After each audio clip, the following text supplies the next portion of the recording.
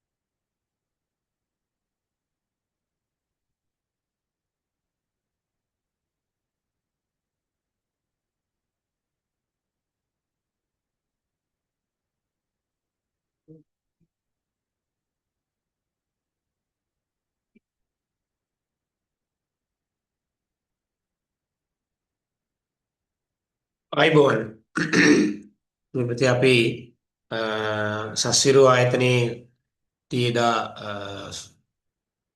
පැවැත්වූ විභාගයේ අපිට එක පත්‍ර දෙකක් තිබුණත් සාකච්ඡා කිරීමට හැකි වූයේ එක පත්‍රයකිනුත් ප්‍රශ්න 30ක් පමණයි. අනිත් එක සම්පූර්ණයෙන් සාකච්ඡා කිරීමට නොහැකුණා. ඒක වීඩියෝ එකක් ලබා දෙනවා කියලා කිව්වා. ඉතින් මේ වීඩියෝ එක තමයි මේ තියෙන්නේ.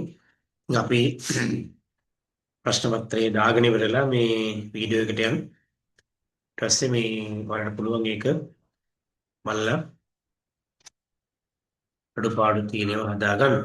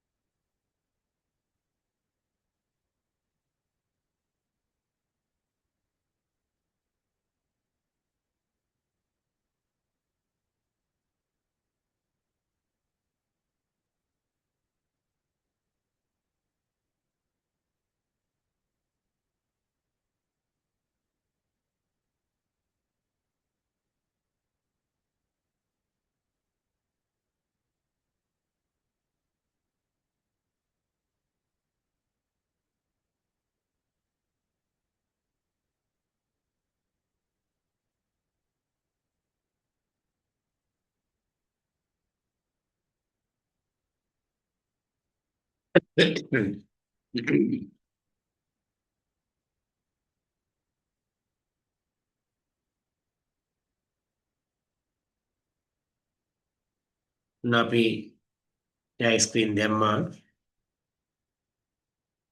හරි. දැන් හැමෝටම පේපර් එක පේනවා. හරි. ආරම්භ කරන මම වෘත්තාකාර පිට්ටනියක හරිමැද සිටගෙන උතුරු දිශාව බලා සිටින පැතුම් දිශා බලා සිටින පැතුම්ගේ වම් අත පැත්තේ කොළ පාට කොඩියක්ද දකුණු අත පැත්තේ කහ පාට කොඩියක්ද සිටවා ඇත. පැතුම් නැගෙනහිර දිශාවට මූණලා සිටගත් විට ඔහුගේ වම් අත පැත්තේ රතු පාට කොඩියක්ද දකුණු අත පැත්තේ නිල් පාට කොඩියක්ද සිටවා ඇත. මෙම කොඩි හතර එකිනෙකට සමාන දුරින් පිහිටා ඇතනම් කොළ පාට කොඩිය දෙපස පිහිටා ඇති කොඩිවල වර්ණ මොනවාද? අපි මේක මේ විදිහට ගමු. මේ මෙන්න මෙතනින් මම අදින්නම්. වෘත්තාකාර පිට්ටනියක් ගැන තමයි කියන්නේ. එන අපි වෘත්තයක් අදින්න ඕනේ. නම් අපි වෘත්තයක් ඇඳලා ඒකේ හරි මැද ඉන්නවලු මෙන්න මෙතන කවුද? උතුරු දිශාව බලාගෙන මම උතුර නිකන් ලකුණු කරන්න. උතුරු දිශාව බලාගෙන පැතුම් ඉන්නවා. මේ එළියෙන් අදින දැන් මේ පැතුම්ගේ මේ මෙහෙම තමයි ආන්නේ. එතන පැතුම් අර පැත්ත බලන්න ඉන්නේ. වම් අත පැත්තේ කොළ පාට කොඩිය. එහෙනම් එයාගේ වම් පැත්තේ දැන් මම මේ වෘත්තේ ලකුණු කරන්නම්. මෙහෙම අවස්ථා හතරක්.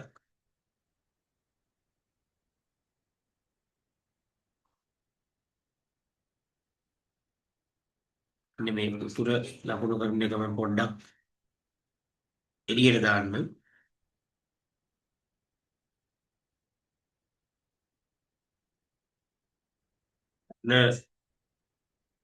වම් අත පැත්ත කියන්නේ එතකොට මෙයාගේ වමේ වෙන්නේ මෙතන මේ බටහිර පැත්තට වෙන්න. කොළ තියෙන්නේ මෙතන. අර කොළ කෝ කියලා දානවා. කොළ දකුණු අත පැත්තේ කහ පාට. එතන කහ පැතුම්ගේ අ, පැතුම් නැගෙනහිර දිශාවට මූලලා සිටගත් විට ඔහුගේ එයා නැගෙනහිර මූලලා සිටගත්තාම මේ පැත්තට කියන්නේ මේ හැරිලා මම ඒක අඳින්නම්. එහෙම මූල එන්න ඕනේ මෙහෙම නිකන් උලක් විතරක් ඔය විදිහට. කොහොම ඉන්නේ හිටගත්තාම ඒ ආකාරයට ගත්තොත් දකුණු පැත්තෙන්නේ දකුණු දිශාවට වම් පැත්තෙන්නේ උතුරු දිශාවට. ඔහුගේ වම් අත පැත්තේ රතු පාට කොඩියක්ද වම් කියන්නේ එතකොට උතුරු දිශාව පැත්තේ රතු පාට කොඩියක් තියෙනවා කියලා කියන රතු රයන්න දකුණු අත පැත්ත කොට පැත්ත මෙන්න මේ නිල් පාට කොඩියක්.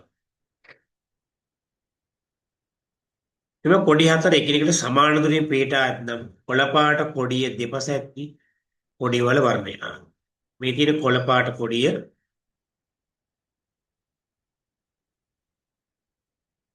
මේ කොළ පාට කොඩිය දෙපැත්තේ තියෙන රතුයි නිලුයි පේනවා ඇතිනේ. දැන් රතු සහ නිල් කියන පළවෙනි උත්තරේ තමයි එන්නේ.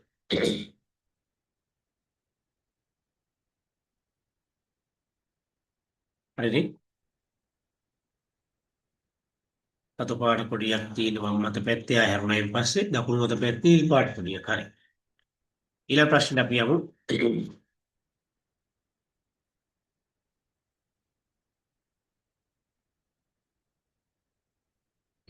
දෙවෙනි ප්‍රශ්නේ පොඩි වැරද්දක් තියෙනවා මම පොඩ්ඩක් පැහැදිලි කරන්නම් වැරද්ද මොකද්ද කියලා අපි එදා කියලා දෙන්න දරුව ගියා මේකේ වැරද්ද. නමුත් මේ ABCD යනු පොත් හතරක් මම ප්‍රශ්නේ පැහැදිලි කරලා තියෙන්නේ. කපෙරට රූපේ පරිදි තබා ඇත. A පොත B පොත සමග ස්පර්ශ වී නොමැත. B හා C පොත සමග ස්පර්ශ වී නොමැති නමුත් D පොත සමග ස්පර්ශ වෙලා. ඒ කියන්නේ A කියන පොත B පොත සමග එකට ගෑවිලා නැහැ. එතකොට B සහ C පොතත් එකට ගෑවිලා නැහැ. හැබැයි B හා D ගෑවිලා. අපෙන් අහන්නේ ඒ අනුව පොත් පෙළේ මැද පිහිටි පොත් යුගලයක් විය නොහැක්කේ අහන්න. දැන් ප්‍රශ්නයක් නේ ළමයි. විය නොහැක්කේ කියයි අපෙන් අහන්නේ. එතකොට එහෙනම් කෙරවලවල් දෙකේ එක්ක පොත් දෙකක් වෙන්න නැත්නම් එක පොතක් හරි කෙරවලේ තියෙන්න ඕන. හරිද? මැද පොත් දෙක ගන්න බෑ. දැන් මේ බලන්නකො. මෙහෙම කතා කරොත් අපි දැන් මේ තියෙන විදිහට ගත්තොත් අනිවාර්යයෙන්ම මේ උත්තර තුනේ තියෙන ඔයාලට පේනවා උත්තර තුනේම D යනවා. එහෙනම් අපිට මේ එක පොතක කෙරවලෙන් එක පොතක D දා ගන්න පුළුවන් නැත්නම් මේ B දා ගන්න පුළුවන්. එහෙම ගැටලුවක් නෑ අපි ටිකක් දාලා බලමු. ඔන්න මම මෙයාට D දැම්මොත් D පොත සමග ස්පර්ශ වෙනවා B පොත. දාලා බලන්න මෙයා ස්පර්ශ වෙනවා කියලා කියනවා. හැබැයි B පොත සමග C පොත ස්පර්ශ වෙන්නෙත් නෑ A පොත ස්පර්ශ වෙන්නෙත් නෑ. එහෙනම් මෙතෙන්ට A එන්නත් බෑ C එන්නත් බෑ. මේ පොතට. එතකොට B කියන එක මැදට එන්න බෑ. අනිවාර්යයෙන්ම B එහෙනම් අගකට යන්න ඕනේ. DB මාරු කරනවා. බලන්න. මෙයා D වෙලා මෙයා B වුණොත්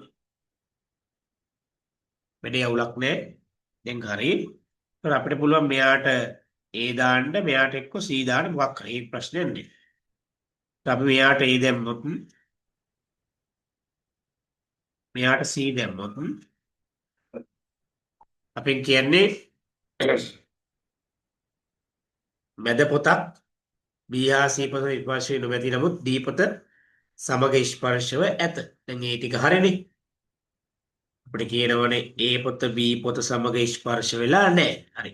ස්පර්ශ වෙලා නැහැ.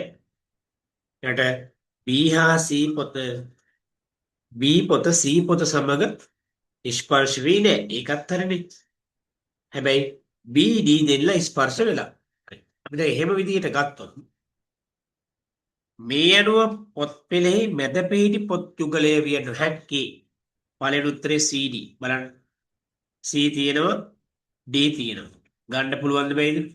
පුළුවන්. මැද පොත් යුගලය නෙමෙයි. ඒතර CDත් ගත්තා. ඒගොල්ලෝ උත්තරේ ඒක හරියි. AD AD ගන්න බෑ. ඇයි? ඒක මැද පොත් දෙක ස්පර්ශ වෙච්ච. හරිද? ඊළඟට BD BD ගන්නත් පුළුවන්. අපි කියන්නේ එක පොතක්. අපි කියන්නේ ඊයනෝ පොත් යුගලේ මැද පිහිටි පොත් යුගලයක්. මැද පිහිටි නෑනේ. මේ කෙරවල එකයි මෙතන මැද එකක් තියෙනවා. කෙරවල එකකුත් තියෙනවා. මේකත් ගත්තා. ඒක උත්තර දෙකක් කියනවා. අන්න එතනයි තියෙන ගැටලුව. එහෙනම් මෙහෙම උත්තර දෙකක් ඉන්න බෑ. හරිද? එතකොට අපිට මෙතන මේ විදිහට කියොත් මේ AD කියන උත්තරේට යන්න පුළුවන්. ඒ මොකද්ද? මැද පිහිටි පොත් යුගලයක් නොහැක්කේ නෙමෙයි හැක්කේ කියන. හැබැයි මම ඔයාලට දුන්නේ මේ උත්තරේ තුන්වෙනි උත්තරේ. උත්තර වෙනස් කරන්න එපා. තුන්වෙනි උත්තරේට අපි යමු. හැබැයි ප්‍රශ්න වෙනස් කරගන්න. ඒ කියන්නේ තුන්වෙනි උත්තරේට යමු අපි මෙතනදී වෙනස් කරගන්න තියෙන වෙන මොකුත් නෙමෙයි. ඔයාලා මෙතන නොහැක්කේ එක හැක්කේ කරගත්තා නම් හරි. එහෙම කරගෙන අපි යමු තුන්වෙනි එකට. මේක නොයන්න කැපුවා නම් හරි. ඒ නොයන නැහැ. හැකි පුතා. දැන් අපි මේ විදිහට එනම් මේක වෙනස් කරමු. දැන් ආයෙ ඔන්න මම මුල ඉඳලා මේක වෙනස් කරන්න යනවා.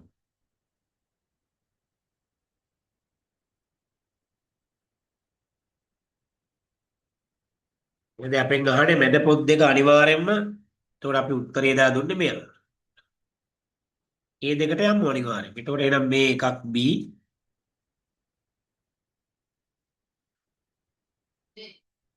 එකක් D.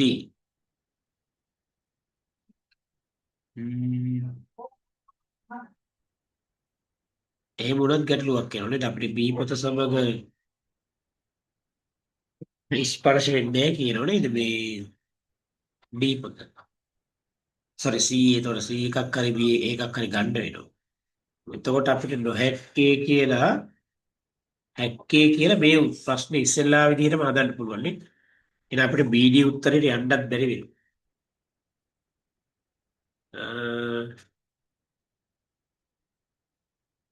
හැක්කේ BD හැක්කේ කියලා කිව්වොත් BD යන්න බෑ. ඒතකොට BD එකකට කොහොම හරි C හරි ස්පර්ශ වෙනවා. අපිට පොතේ උත්තරෙත් වෙනස් කරන්න වෙයි. උත්තරේ වෙනස් කරමු. ඉස්සෙල්ලා විදිහටම ගමු. උත්තරේ අපිට ගන්න වෙන්නේ මේ හැක්කේ වල AD තමයි ගන්න වෙන්නේ. ඔයාලා උත්තරේ හදාගන්න. එතකොට අපි ඒ විදිහට ගත්තොත් මේ බලන්න. ආය අර ඉස්සෙල්ලා විදිහට හදමු. අපිට කියනවා A පොත B පොත සමග ස්පර්ශ වී නොවේ. ඊළඟ අපිට පුළුවන් අපි ගත්තේ මෙහා B මෙහා D. මෙයා A හරි C හරි අපිට දාන්න පුළුවන්. නමුත් C දැම්මොත් උත්තරයක් නැති නිසා අපි A දාගමු. C දැම්මොත් උත්තරයක් නැහැ. යා C දැන් හරි කියන කතාව එනම් මැද පොත විය හැක්කේ. නේද? A හා D. මම හදාගන්න ප්‍රශ්නේ. නැත්නම් අපිට උත්තර දෙකක් එනවා නොහැක්කේ වලට. හරි. අපි යමු ඉස්සරහට ඊළඟ ප්‍රශ්නෙට.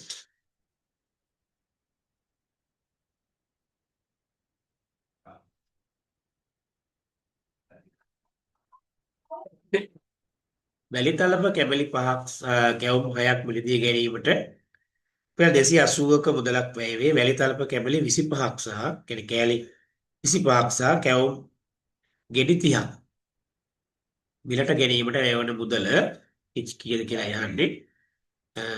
දැන් මගේ හඬේ පොඩි අවුලකුත් ඇති මේ මොකද සනීප තත්ත්වෙන් ඉන්න නිසා ඒකයි මේ ප්‍රශ්න පත්‍ර දෙන්න පරක්කු වීඩියෝ ටික. හරි මේ බලන්න 5යි. එහෙනම් අපි බලමු දැන් මේ වැලිතලප කැබලි 5ක් තමා 280.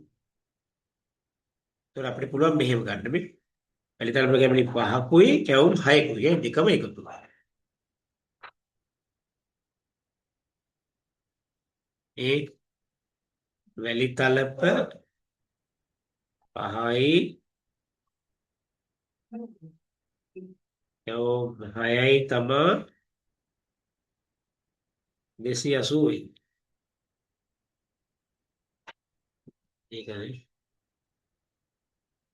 තමයි එහාට ගන්නේ.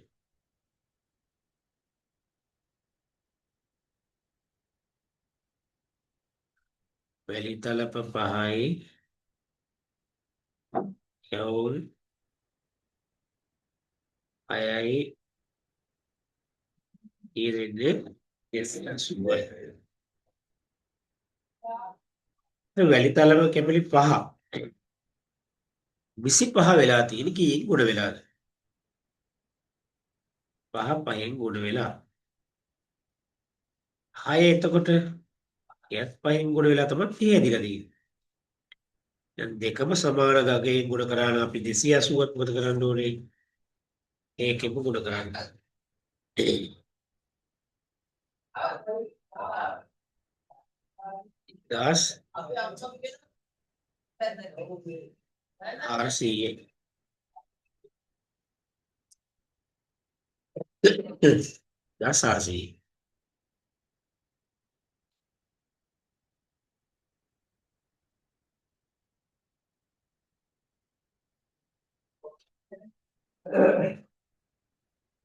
වවුලා පියාඹන ශීර්පාය සතකි බොහෝ ශීර්පාය සතුන් පියාඹන්නේ නැත. ඒ අනුව එළඹිය හැකි හොඳම නිගමනය වවුලා පියාඹන එකම ශීර්පාය සත්‍යය නේද? වවුලා පියාඹන එකම ශීර්පාය සත්‍යයක් නෙමෙයි නේද? තව ශීර්පාය සතු ඉන්නෝ පියාඹා යන ශීර්පාය සියලුම සතුන් පියාඹන්නේ නැත. එහෙම වෙන්නත් බෑ නේද? වවුලක් පියාඹනවනේ. පියාඹන ශීර්පාය සතුන් අතර වවුලාද එක්කයි කියන්න හරියනම්.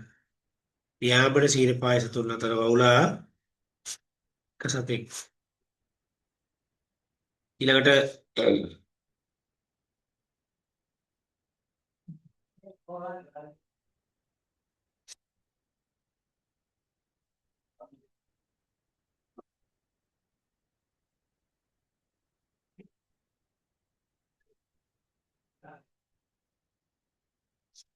පහත දැක්කන එක්තරා සිදුවීමක අවස්ථා පහකි ඒ මෝදු වී තිබූ පුංචි බෝ පැලේ දුටු සුරංගි සතුටු වුණා. මේ බෝ පැලයක් හිට වෙච්ච අවස්ථාවක් ගැන තමයි මේ කියවෙන්නේ.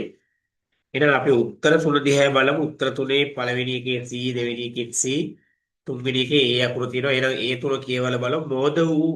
මෝදු වූ පුංචි බෝ පැලය දුටු. ඒ කියන්නේ තුන්වෙනි උත්තරේ ඒ අකුර කියවට වැඩක් නැහැ. එහෙනම් ඒක කලින් වෙච්ච මොනවද දෙයක් තියෙනවා. C අකුර කියන එක තමයි අපිට ගන්න වෙන්නේ පළවෙනි එක. සුරංගි බෝතලයකට පස් පිරෙව්වා. ඊට පස්සේ මේකෙත් B මේකේ E බලමු B එක ජලයේ දැමූ පසු සුරංගි බෝ ඇටේ පසට යට කළා. B E කියනවා බෝතලයේ පස් මතට ජලයේ ජල බිඳුව ජලයේ දාන්න බෑ. එහෙනම් උත්තරේ දැනටමත් එනවා කොහොම? මොකද්ද? උත්තරාංක 2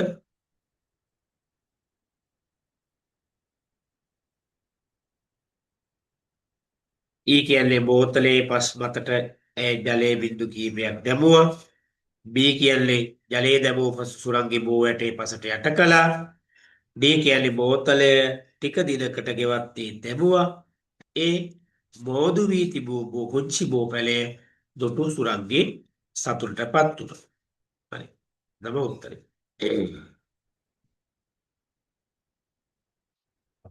ඉතින් මේකේ අහනවා සමචතුරස්‍ර ගාන.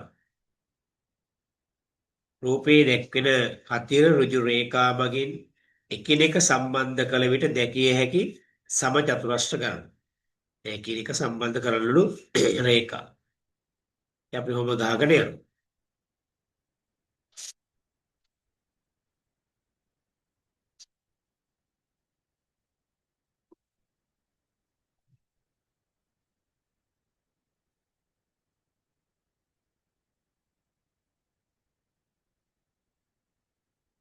මේක යා කරන්නේ මේ අපේ. ඒක යා කරන්නයි මේ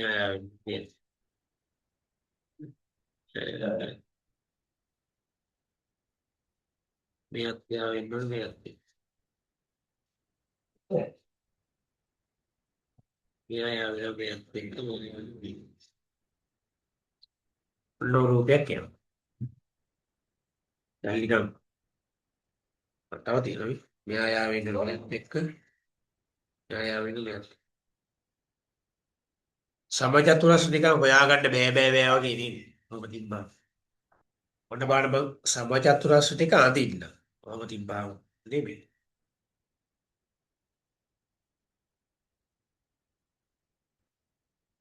එන්න එක සමචතුරස්‍රය. එන්න දෙවෙනි සමචතුරස්‍රය.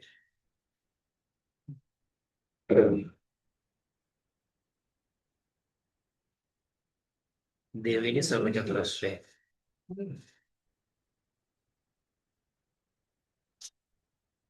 එතකොට මෙන්න තුන්වෙනි එක අපි මෙන්න මෙහෙම අරහට මෙයයි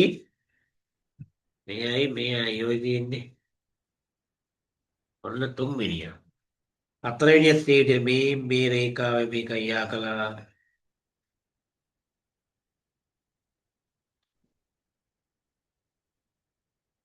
හතර. ඔන්න හතරක් ආවා.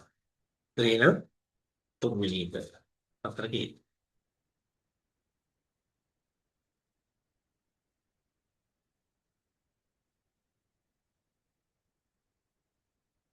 හරි ඊළඟ ප්‍රශ්නේ පන්තියක සිටින සිසුන් දෙදෙනෙක්ගේ උපන්දිනයේ පහත පරිදි වේ. පවණි 2009 5 විරුජ 2010 11 පබාරා 2009 9:25 දැන් අපි මේ අවුරුදු වලින් ගත්තොත් පවණි කියන කෙනයි පබාරා කියන කෙනයි තමයි කලින් ඉපදිලා තියෙන්නේ විරුජට කලින්. ඒතර ඒ දෙන්නට කලින් මේ කියන්නේ ඒ දෙන්නගෙන් කලින් ඉපදුනේ. හවුද වැඩිමල්ම කියන අපි මාසෙ දිහා බලලා ගත්ත හැකි පවණි 5 වෙනි මාසේ පබාරා 9 වෙනි මාසේ. ඒ කියන්නේ පවණි කලින් ඉපදිලා තියෙන්නේ. දැන් වැඩිමල්ම කෙනා පවණි. මුලින්ම ඉපදුනේ. ඊළඟට පබාරා. ඊළඟට තමයි විරුජය ඉන්නේ. මෙම සිසුන් අතරින් වැඩිමල් තැනැත්තාගේ සිට අහන්නෙත් එහෙමයි බාලම තැනැත්තා දක්වා එන 1 3 2 කියන්නේ පවඩි පබාරා විරුජ. පවඩි පබාරා විරුජ කිව්වම උත්තර අංක 1.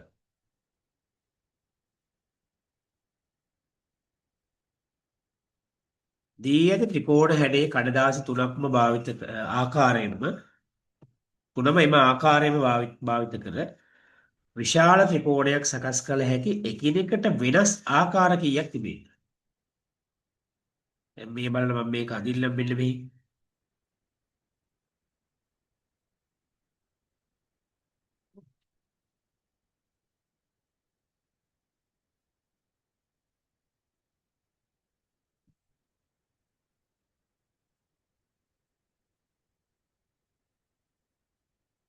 ඔන්න මේ රූපේ මේ ඒ කියලා දාපු රූපේ ඔන්න ඇඳා.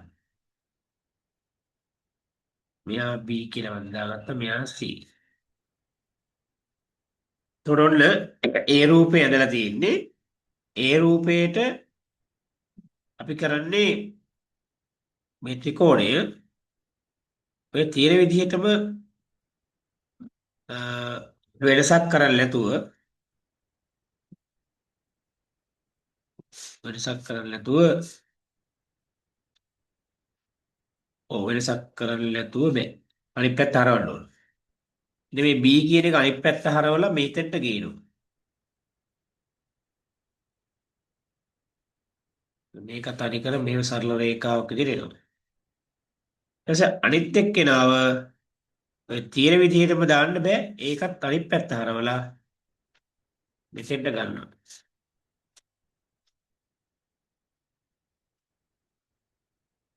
මෙතෙන්ට ගන්න.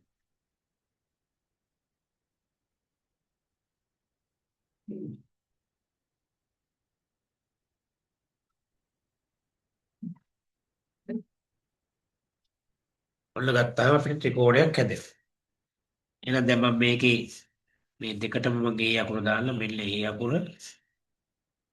මෙන්න අපිට B හරි C හරි කොහොමවක් කරගමු මේක C අකුර කියලා ගමු මෙයා B යමු. ඔන්න ඔහම ඇද ගන්නවා එකක්. තව එකක් තියෙනවා අපිට අනිත් පැත්තට ගන්න පුළුවන්. ඒ තියෙන විදිහටම බලන්න.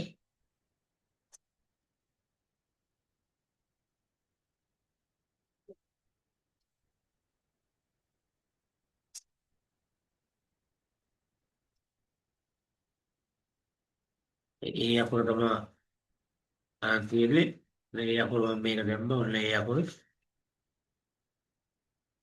හරිද? දෙකේම දෙකටම පොදුවේ මේ අකුර දැම්ම. ඊළඟට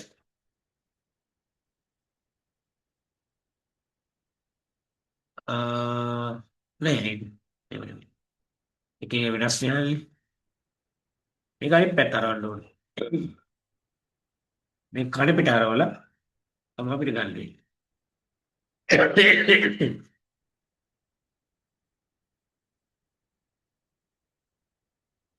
කඩ පිට හරවලා බලමු.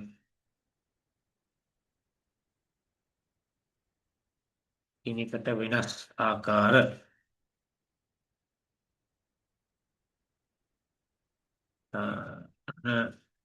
අවස්ථාවක් ගත්තා අපි ඊළඟට මේක එක අවස්ථාවේ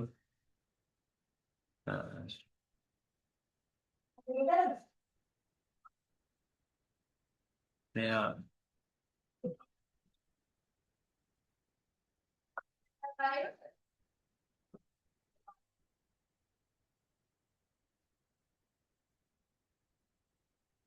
ත්‍රිකෝණයක් හදාගන්න පුළුවන් අවස්ථාවක් මේ පැත්තට ගත්තොත් උඩට ගත්තොත් එහෙම ගන්නත් පුළුවන්. අවස්ථාවක් මෙහෙට ගත්තොත් ඒක අපි ගත්තානේ. ඔව්. එහෙම පුළුවන්. මේ රූපය කොහොම තීටි වෙනස් කරන්න බෑ කියනවනේ.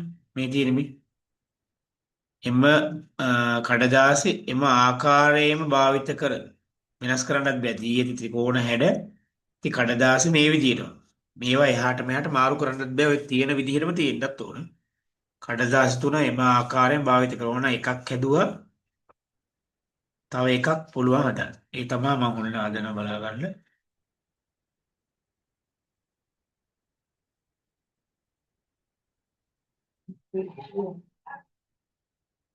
එතකොට අපි උඩයට මාරු කරන්නේ නැතුව හදන්නත් බැහැ මෙතන. එතන මොකද්ද මම මේ කරේ?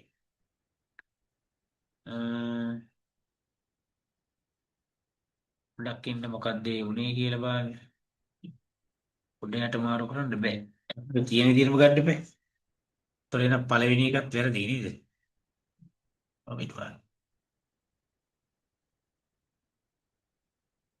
එම ආකාරයෙන්ම භාවිතා කරන්න ඕනේ. වෙනසක් කරන්න බෑ. අපි ආයෙත් බලන්න.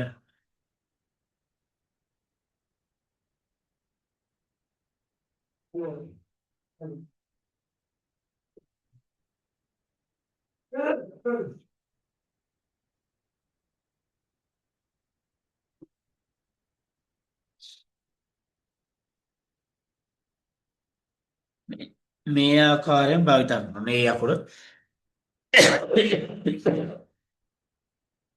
ඔන්න අපි මෙයාව ගෙනල්ලා මෙතන තියෙනවා. මෙයාව ගෙනල්ලා මෙතන තිබ්බා. ඒ තමා B අකුර. වෙනසක් කරේ නෑ නෙවෙයි. ඒ විදිහටම ගත්තා. ඒ අකුර ගෙනල්ලා මේක උඩින් තිබ්බා.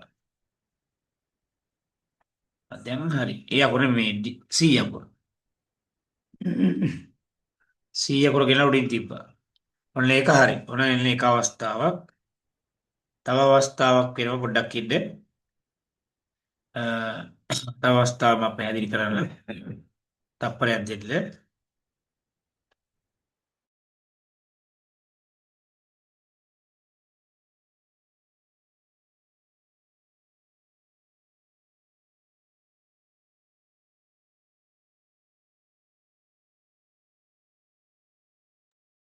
හරි. ඊළඟ අවස්ථාවක් බලමු.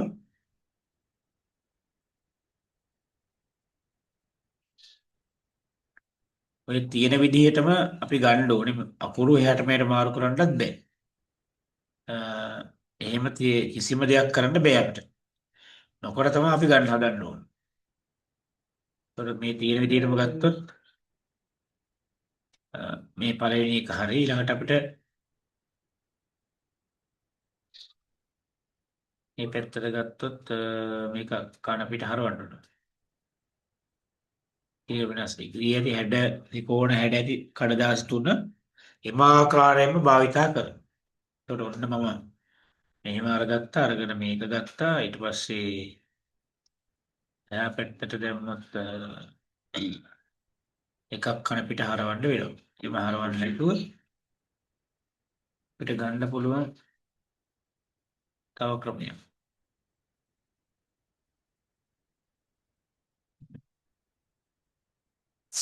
ඊට පස්සේ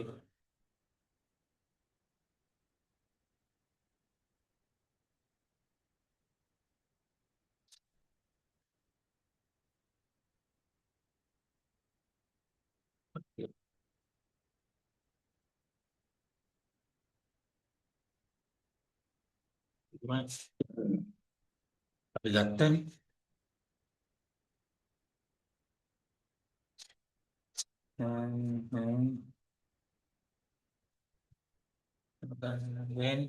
නිපතරන් මාකාරයෙන් භාවිතා කරන්න කියනවා.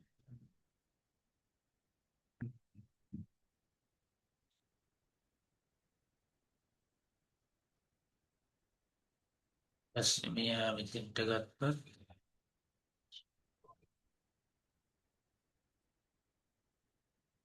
පාලට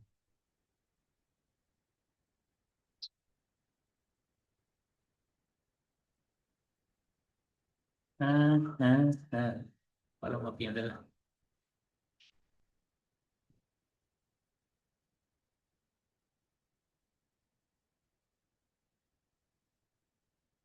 ඔන්න ඒ. ඊට පස්සේ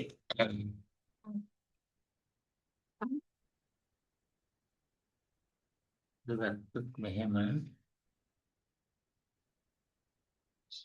පුළුවන්. මේක ගන්නකෝ මෙහෙම B එක ගමුකෝ මෙතෙන්ට. නේද? දැන් මේකම අපිට පුළුවන් මාරු කරන්න. CB අපිට පුළුවන් B එකයි ඒකයි sorry B එකයි C එකයි මාරු කරන්න නේද? ඒ විදිහට පුළුවන්. එක එක වෙනස් කියන්නේ. මෙතෙන්ට එනවා B. මෙතෙන්ට එනවා C.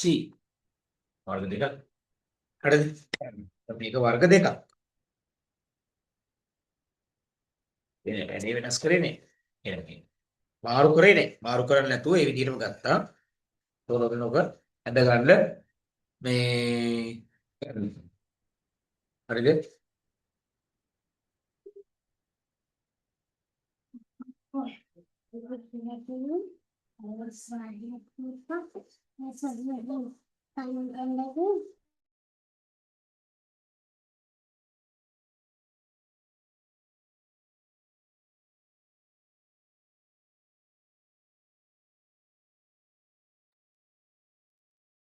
පේලියක සිසුන් 12 දෙනෙකු එක රේඛාවක සිටගෙන සිටියේ. පළමු සිසුවාගෙන් ආරම්භ කොට සිසුවෙක් හැර සිසුවෙක් පේලියෙන් ඉවත්ව ගියහ.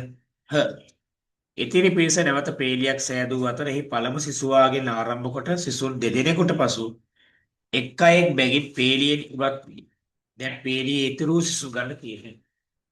හරි ලේසි 12 දෙනෙක් හිටියා. ඒකේ එක්කෙනා හැර එක්කෙනා. ඒ කියන්නේ 12 දෙනාගේ එක්කෙනා හැර එක්කෙනා කියලා ගත්තාම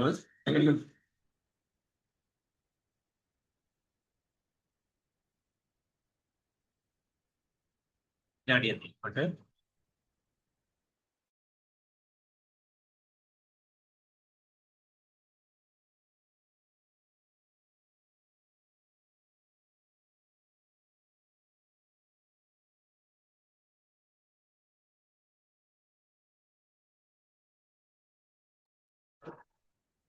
සිසුල් 12 දෙනා මෙහෙම ඉදිරියට රේඛාව දාන්න. අඳින්නකො 12 දෙනෙක්ව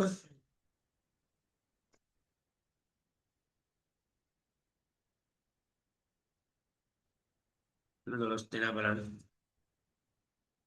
1යි 2යි 3යි 4යි 5යි 6යි 7යි 8යි 9යි 10යි 11යි 12යි 12 දෙනාගේ එක්කෙනෙක් කරුණාම එක්කෙනෙක් පළමු සිසුවාගෙන් ආරම්භ කර සිසුවෙක් හැර සිසුවෙක් කියන්නේ පළවෙනි එක්කෙනා ඉල්ලව දෙවෙනි එක්කෙනා වයින් කළා. තුන ඉල්ලව මෙයා අයින් කළා. මෙයා අයින් කළා. මෙයා අයින් කළා. මෙයා අයින් කළා. මෙයා අයින් කළා. එතකොට 6 දෙනෙක් එනවා. උත්තරේ 6 දෙනෙක්. ඊට පස්සේ ඒ 6 දෙනා මෙහෙමයි. ඔන්න ඒ 6 දෙනා.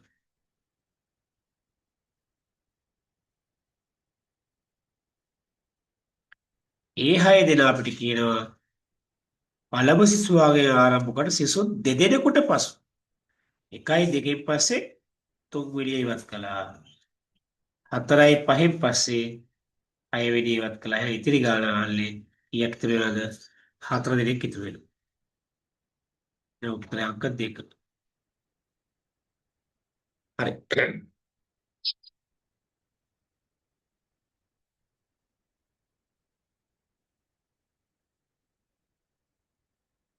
තරුෂි සතු රුපියල් 2 රුපියල් 5 යන වටිනාකම් වල කාසි පමණක් ඇති අතර එක් වර්ගයකින් අවම වශයෙන් එක් කාසියක් හෝ ඇත. ඇය සතු ඇති කාසි වල මුළු වටිනාකම රුපියල් 154කි. තරුෂි සතු ඇති තිබිය හැකි අවම කාසි ගණන වැඩි. අවම කාසි ගණන හොයන්න නම් කාසි අවම වෙන්න නම් වටිනාකම වැඩි වෙන්න ඕන. වටිනාකම වැඩි කාසි ප්‍රමාණයක් කියන්නේ වටිනාකම වැඩි එකකින් වැඩි කාසි ප්‍රමාණයක් ගන්න. වටිනාකම වැඩි මෙතන මොකක්ද තියෙන්නේ රුපියල් 5. රුපියල් 5න් වැඩි කාසි ප්‍රමාණයක් කියන්නේ අපි බලමු 154 5න් බෙදන්න. ඒක 3යි 15යි 4ට නේ 0යි 30ක් ගන්න පුළුවන් 5 ඉවයි. රුපියල් 5 කාසි වලින් 30ක්. එතකොට එහෙනම්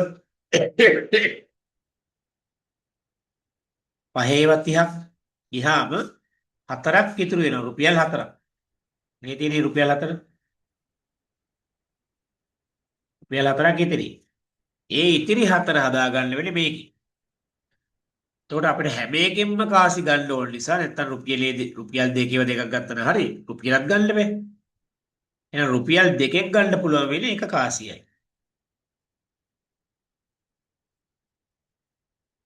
රුපියලෙන් ගන්න වෙනවා කාසි දෙකක්. අන්න එතකොට රුපියල් 4 හැදුණා. එතකොට මේකේ දෙකෙන් එකයි කියන්නේ වටිනාකම රුපියල් 2යිනේ. මම මෙතන වටිනාකම දාන රුපියල් 2 කියලා.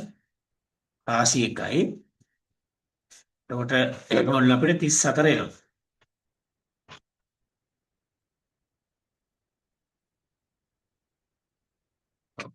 කාසි ගාන නෑ සුට්ටක් ඉන්න. කාසි ගාන දාගමු අපි. රුපියල් 2 කාසි 1යි. රුපියල් 1 කාසි 2යි. ඒතර කාසි එනවා 33. කාසි ගාන මේකයි.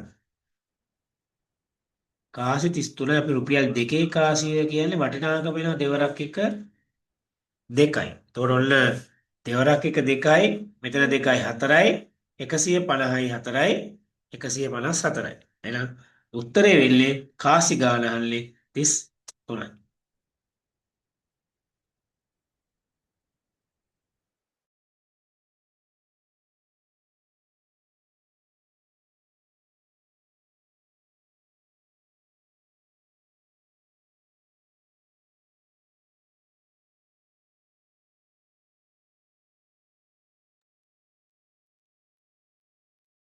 A හා B යන ඉටිපන්දම් ප්‍රමාණය විශාලත්වයෙන් එකිනෙකට සමාන වන අතර සමාන කාලයකදී සමාන ප්‍රමාණයකින් දෙල් වී නිවේ. A ඉටිපන්දම දල්වා මිනිත්තු 5කට පසු B ඉටිපන්දම දල්වා ඇත. තවත් මිනිත්තු 20කින් B ඉටිපන්දම දෙල් වී නිවේ. B ඉටිපන්දම දල්වා ඇත්තේ පෙරවරු 8ට නම් A ඉටිපන්දම දෙල් වී නිමවන්නේ කීයටද? අද ප්‍රශ්නයක්.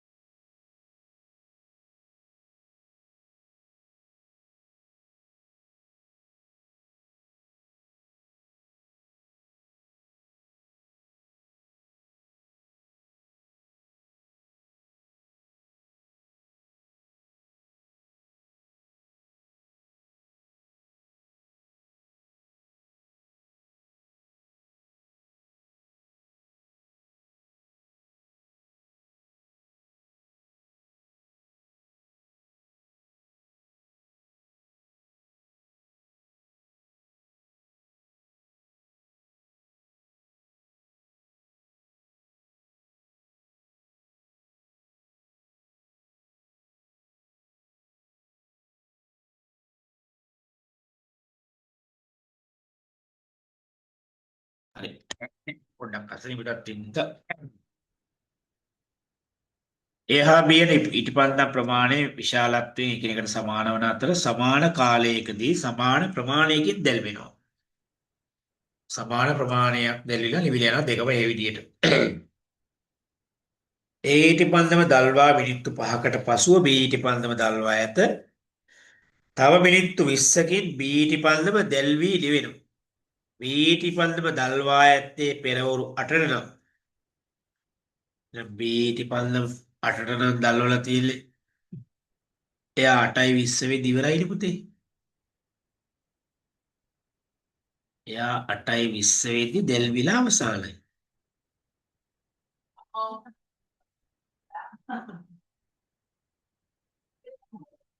එතකොට ඉටිපන්දම් දෙක අතර කාලය අපිට දීලා තියෙනවා මිනිත්තු 5යි කියලානේ.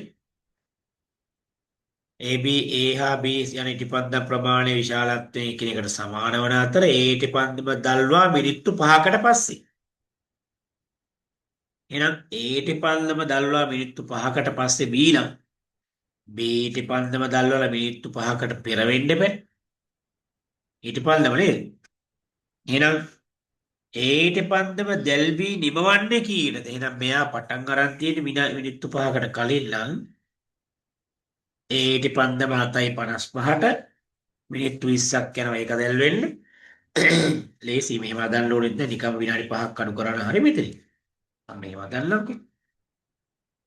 ඒතර මෙතන එනවා 75යි කියන්නේ 60ක් අඩු කරාම 15යි 8:15යි අපිට මේ 8:20 5ක් අඩු කරලා ඉවරයි.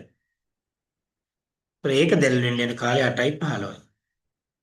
දැල්වී අවසන් වෙන්නේ.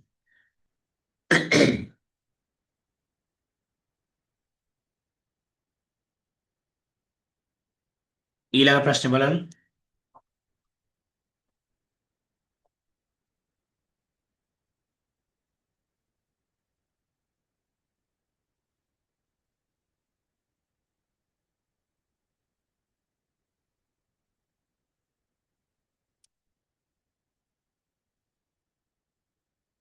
හරි. A B හා C යන පෙට්ටි තුනක රඹුටන් ගෙඩි එක්තරා සංඛ්‍යාවක් බැගින් නමා තිබුණේ. B ගෙන් රඹුටන් ගෙඩි දෙකක් C ටද ඉන්පසු C ගෙන් රඹුටන් ගෙඩි එකක් A ටද දැමූ විට පෙට්ටි තුනේම ඇති රඹුටන් ගෙඩි සංඛ්‍යාව සමාන විය. දැන් පෙට්ටි තුනේම රඹුටන් ගෙඩි 13ක් බැගින් තිබේ නම් මුලින් තිබූ රඹුටන් ගෙඩි සංඛ්‍යාවට වඩා දැන් ඇති රඹුටන් ගෙඩි සංඛ්‍යාව වැඩි වී ඇත්තේ කොන පෙට්ටියේද කියලා අහන්නේ පුතේ. මේකේ ප්‍රශ්නේ වැරද්දක් එනවා. වැරද්ද මම පෙන්නන්න. පෙන්නලා ඉවරලා ප්‍රශ්නේ හදන්න. නැත්නම් දැන් ඔයාලා බලන්න ඇති මොකද්ද වැරද්ද කියලා. ප්‍රශ්නේ මම පෙන්නලා මේකේ වැරද්ද පෙන්නලා ඉවරලා නිවැරදි කරලා උත්තරේට එන්නම් මේ බලන්න. ඒ පෙට්ටිය. එන්නේ BC මම මෙහෙම ලියන්නම්. රඹුටන් දැන් දානවා මේකට දැම්මයින් පස්සේ එක එක විපර්යාස වෙලා අනම්මනම් වෙලා අන්තිමටම රඹුටන්. දැන් පෙට්ටි තුනේම රඹුටන් ගෙඩි 13 බැගින්.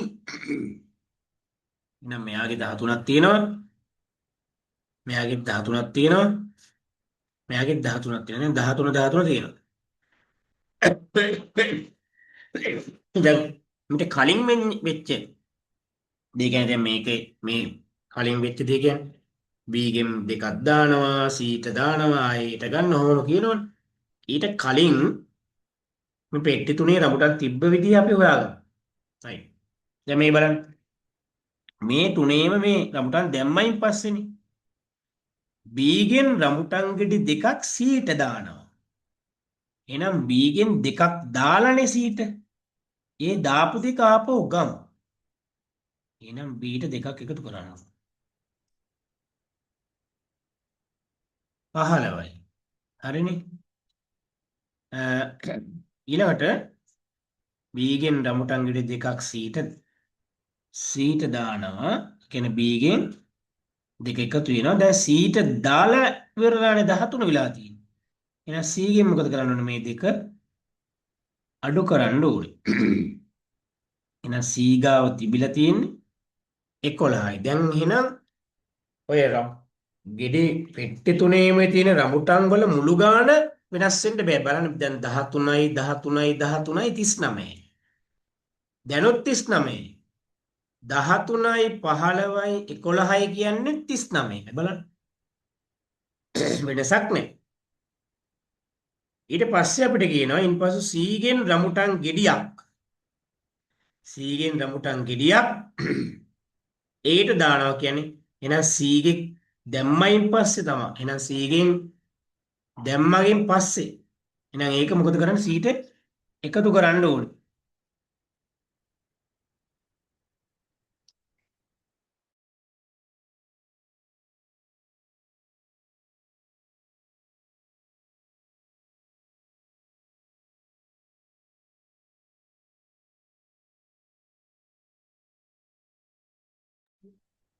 හරිද? මොකද වෙන්නේ? C ගෙන් රඹුටන් ගෙඩියක් අරගෙන ඒට දාලා තියෙන්නේ. එහෙනම් දැන් C ගෙන් දාපු එක ඒට එකතු කරනවා. නේද? එතකොට ඉන්පසු C ඒකනේ අපිට කියන්නේ මේ ඉන්පසු C ගෙන් රඹුටන් ගෙඩි එකක්ද ඒට දැමූ විට දැන් B ගෙන් රඹුටන් ගෙඩි දෙකක් C ටද ඉන්පසු C ගෙන් දැන් ඕක වෙලා තියෙන්නේ මොකද්ද? හොඳට බලාගන්න 13 13 13 තිබ්බා. ඊට පස්සේ B ගෙන් දෙකක් අරගෙන C ට දාලා ඉවරලා තමයි 13 වෙලා තියෙන්නේ. C ගේ. ඒතර B ගේ තිබ්බේ 15. 13ක්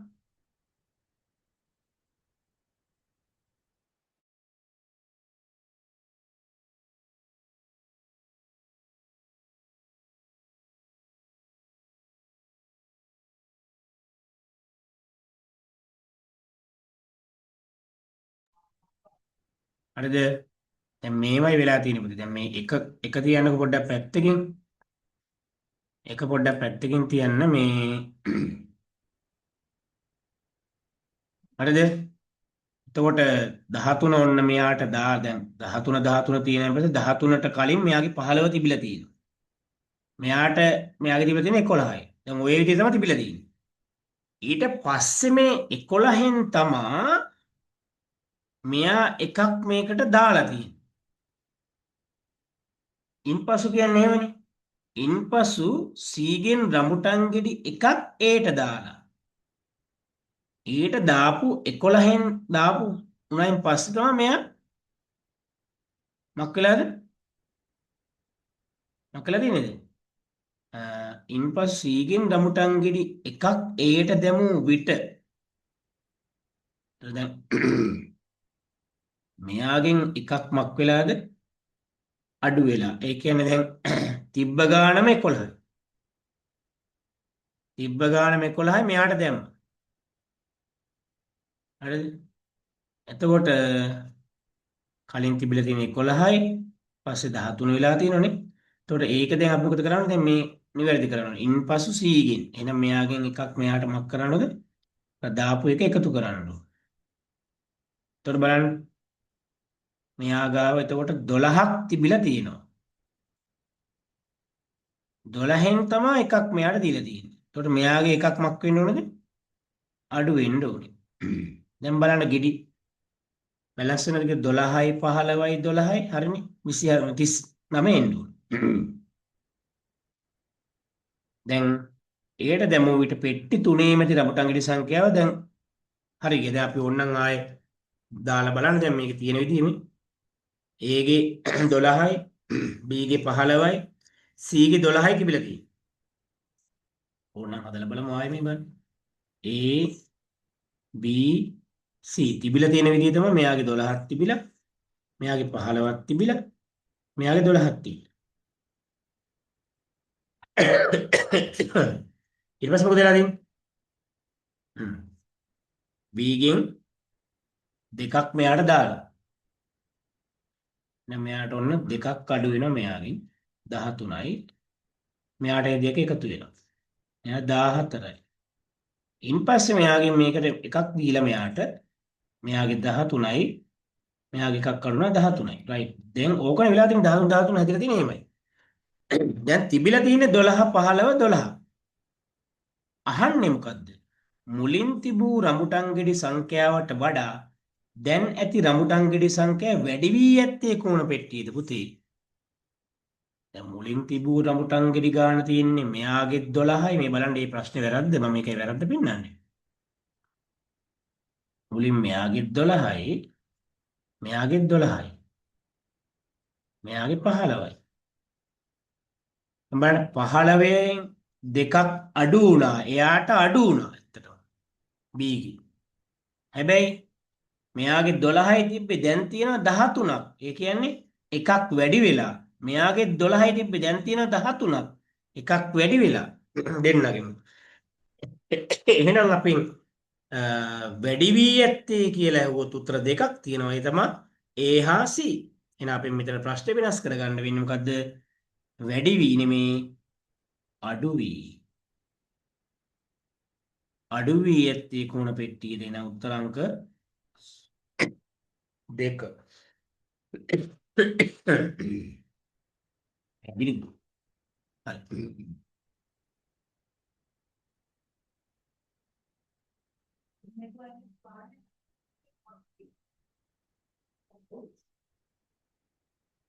මේක ලේසි. මේකේ උත්තරේ නෑ මං එදා වෙනස් කළා. මේකෙදි මෙහෙම ඇවිල්ලා මේ එකතු කිරීම වගේ තියෙන මෙන්න මේ ඉර මේ ත්‍රිකෝණය මේ එකතු කිරීමේ ලකුණ එකතු කිරීමේ මෙන්න මේ විශාලව තියෙන ලකුණ කෑලි එළියට ඇවිල්ලා. එහෙනම් මේකෙත් එළියට එන්න ඕනේ. මං එදා උත්තරේ දුන්නා මේක නෙමෙයි උත්තරේ අඳගන්න කියලා. මෙන්න මේක තමයි උත්තරේ වෙන්නේ. මේකෙත් ඔන්නෝම එළියට එන්න ඕනේ. හරි. සීගිරිය ඔන්න ඕකට පොඩි ප්‍රශ්නයක් ආවා ළමයි අතර පොඩි ගැටලුවක් එදා. බලන්න සීගිරිය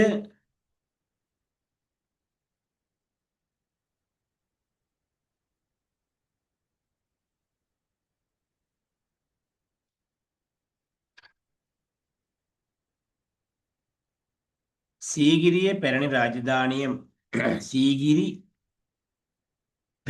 සීගිරිය නෙමෙයි. සීගිරි පැරණි රාජධානිය මධ්‍යම පළාතේ මාතලේ දිස්ත්‍රික්කයේ පිහිටා ඇති අතර එය කාශ්‍යප රජතුමා විසින් ඉදිකරනු ලබන බලකොටුවක් යයි සැලකේ. යුනෙස්කෝ ලෝක උරුමයක් ලෙස ප්‍රකාශයට පත්ව ඇති මෙම දෙස් විදෙස් සංචාරක ආකර්ෂණ ලක්ව ඇත්තේ එහි පිහිටි ජල උද්‍යානය, ශීලා උද්‍යානය, කැටපත් පවුර, දියාගල් හා බෙතුසිතුවම් හේතු වේ. මෙම ඡේදයට අනුව වඩාත් නිවැරදි ප්‍රකාශය. මාතලේ දිස්ත්‍රික්කයේ පිහිටි සීගිරිය වර්තමානයේ හමුදා බලකොටුවකි. එහෙම එකක් මේකේ කියලා නැහැ. මේ ඡේදයෙන් අපි උත්තර ලියන්න ඕනේ. යුනෙස්කෝ විසින් සීගිරිය ලෝක උරුමයක් බවට පත් කර ඇත්තේ ඒට සංචාරකයන් පැමිණි නිසා. ඒක තමයි උත්තරේ තියෙන්නේ. යුනෙස්කෝ ලෝක උරුමයක් ලෙස ප්‍රකාශයට පත්ව ඇති මෙම දෙස් විදෙස් සංචාරක ආකර්ෂණය ලක්ව ඇත්තේ එහි පිහිටියා දෙස් විදෙස් සංචාරක ආකර්ෂණය ලක් වෙලා තියෙන්නේ මෙන්න මේ දේවල් තියෙන හින්දා. ඒක යුනෙස්කෝ ලෝක උරුමයක් ලෙස ප්‍රකාශයට පත් කළා තියෙනවා. තුන්වෙනි එකත් ළමයිගේ ඉදා ගැටලුවක් වුණා. කැටපත් පවුර හා බිතුසිතුවම් වැනි අංග හේතුවෙන් සීගිරියේ දැන් කැටපත් පවුර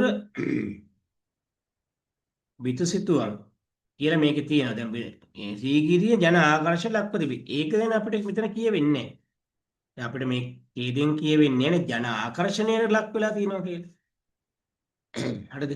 ඔය දැන් මෙතන තියෙනවා විදේශ සංචාරක ආකර්ෂණයක් කියලා. එතකොට කැටපත් පවුර හා බිතුසිතුවම් වැනි අංග හේතුවෙන් සීගිරිය. එතකොට ඒ දෙක විතරක් නෙමෙයිනේ. තව තියෙන ජල උද්‍යාන තියෙනවා, ශිලා උද්‍යාන තියෙනවා. එතකොට ඒවත් එක්ක ගියාම අපිට වඩාත්ම නිවැරදි වෙන්නේ අපිට උත්තර අංක 2කට තමයි යන්න වෙන්නේ.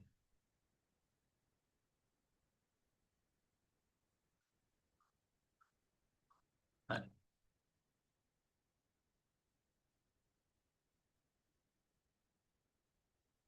දී ඇති සටහනේ ඇති කිසියම් ඉලක්කම් දෙකක් එකතු කොට දෙකෙන් ගුණ කළ විට ලැබෙන සංඛ්‍යාව මෙන්න මේ සංකේත දෙකෙන් මගින් නිරූපිතයි.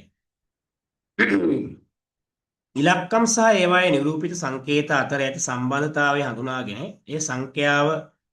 එම සංඛ්‍යාව ලබා ගැනීම සඳහා එකට එකතු කළ ඉලක්කම් යුගලයට අදාළ සංකේත විය හැක්කේ මින් කුමක්ද යන්න සොයන්න.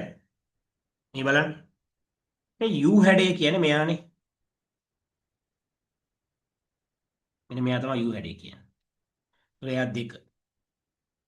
මේ C වගේ හැඩේ මෙයා. ඒ කියන්නේ 6. එහෙනම් මෙයා 2යි 6 කියන්නේ 26. ඉලක්කම් දෙකක් එකතු කොට දෙකෙන් ගුණ කරාමයි මේක ඇවිල්ලා තියෙන්නේ. දැන් අපි මේකේ දෙකෙන් ගුණ කරාමනේ මේ 26 ඇවිල්ලා තියෙන්නේ. දෙකෙන් බෙදමු විරුද්ධ පැත්ත. දෙකෙන් බෙදුවාම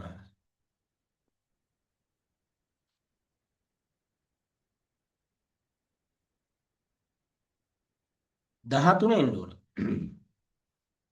එහෙනම් දැන් බලමු 13 හැදෙන්න මේ සංකේත මොනවද කියලා. මේ බලන්න. 13 හැදෙන එක.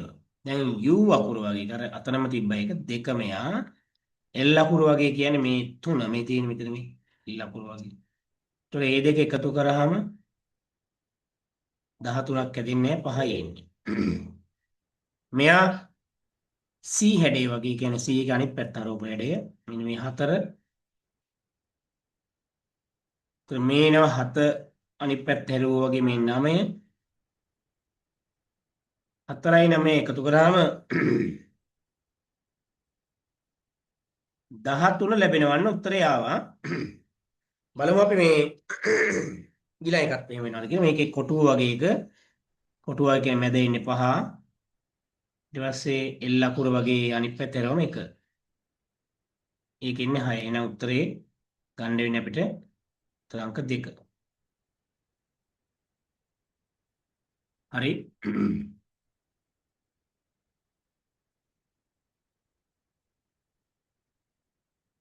A B C යනු කම්බි කැබලි තුනක ඒවා සමාන කොටස් ලැබෙන පරිදි පිළිවෙලින් ස්ථාන 2 3 5කින් කැපූ විට ලැබෙනු සියලුම කොටස් දෙකින් එකිනෙකට සමාන වේ. එම එක් කොටසක දිග සෙන්ටිමීටර් 2ක් වේ නම් ABC මුල් කැබලි කම්බි කැබලි තුනේ මුළු දිග අහන්න.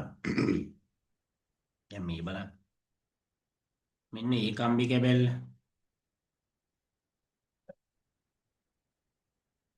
මෙන්න B කම්බි කැබල්ල.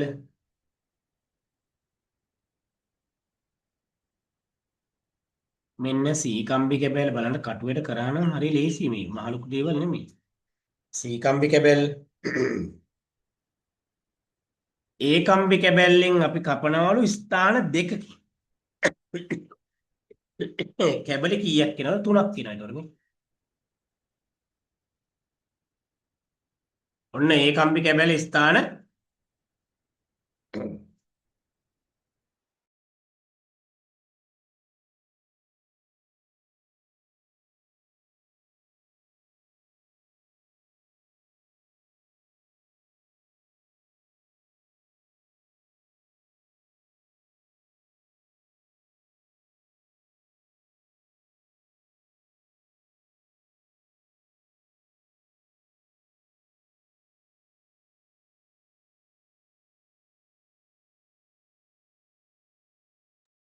A කම්බි කැබල්ලෙන් ඔන්න ස්ථාන දෙකකින් කැපුවා. B කම්බි කැබල්ල ස්ථාන 3කින් කපනවා. හරිද? ඊට පස්සේ C කම්බි කැබල්ල ස්ථාන 5කින් කපනවා.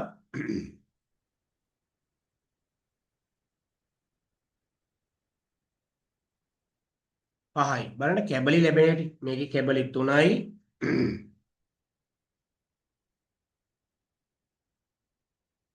මෙයාගේ කැබලි 4යි. මෙයාගේ කැබලි 6යි. සියලුම කැබලි කීයද එතකොට? 3යි 4යි 6යි 13යි. සෑම කැබැල්ලක්ම සමානයි කියන වෙනම් කැපපු සෑම කැබැල්ලක්ම මේ තියෙන සෙන්ටිමීටර් 2යි. දෙකකින් සමාන දෙක. ඒක දිග සෙන්ටිමීටර් 2යි. එහෙනම් 13 ගුණ කිරීම 2 26යි සෙන්ටිමීටර්.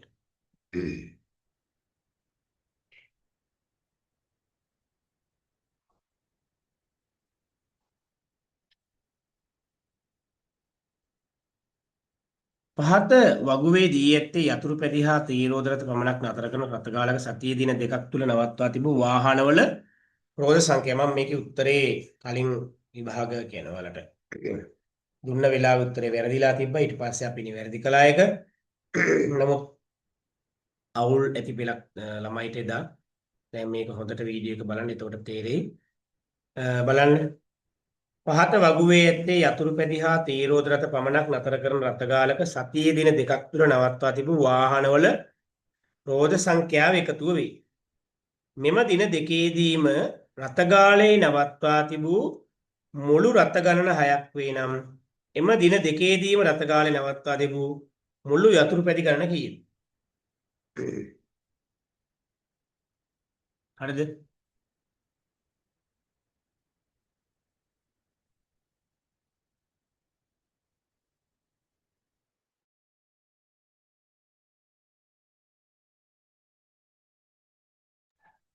හරි. දැන් අපිට තියෙන රෝධ සදුදා 5ක් තියලා දීලා තියෙනවා. ඒතර අපිට පහෙන් හදන්න පුළුවන්.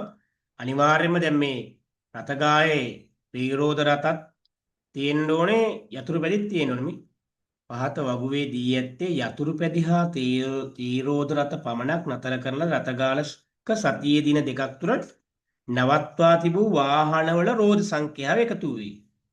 මෙම දින දෙකෙහිදීම රථගාලයේ නවත්වා තිබූ මුළු රථ ගණන 6ක් වේ නම් එම දින දෙකේදී රථගාලයේ නවත්වා තිබූ මුළු යතුරු පැදි ගණන අනිවාර්යයෙන්ම යතුරු පැදි හා ත්‍රිරෝධ රථ තියෙන්න ඕනේ. අවම වශයෙන් ත්‍රිරෝධ එක රථයක් හරි තියෙන්න ඕනේ. හරිද? එතකොට එහෙම නැතුව අපිට මේක යතුරු පැදි කියලාම අරගෙන යන්න බෑ. හරිද? එහෙම කරන්නත් බෑ. මොකද එහෙම සමුදා රෝධ 5යි කියන්නේ එහෙම වෙන්නෙත් නෑ. එතකොට අපි යතුරු පැදි 5 දෙකෙන් බෙදුවොත් එකක් ඉතුරු වෙනවා. එතකොට ඒක රෝධයක් විල්බැරක් එකක් තියන්නේ නේද? එහෙම දීලා නෑනේ. ඊට පස්සේ ඉල්බරෝවක් තියන්නේ නෙමෙයි. අඟහරුවාදත් එහෙමයි. එහෙම අඟහරුවා දෙක ගානේ ගියොත් එක රෝදයක් ඉතුරු වෙනවා. එහෙම ගන්න බෑ.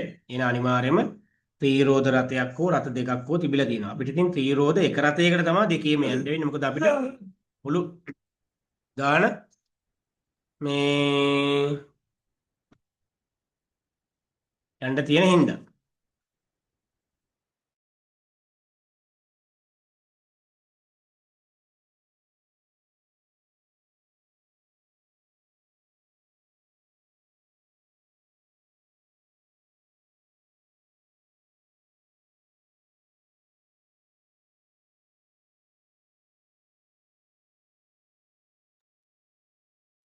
සඳුදා පහක් තියෙනවා රෝද. ඒතර පහ අපි ගත්තොත් මෙහෙම ඉන්නේ.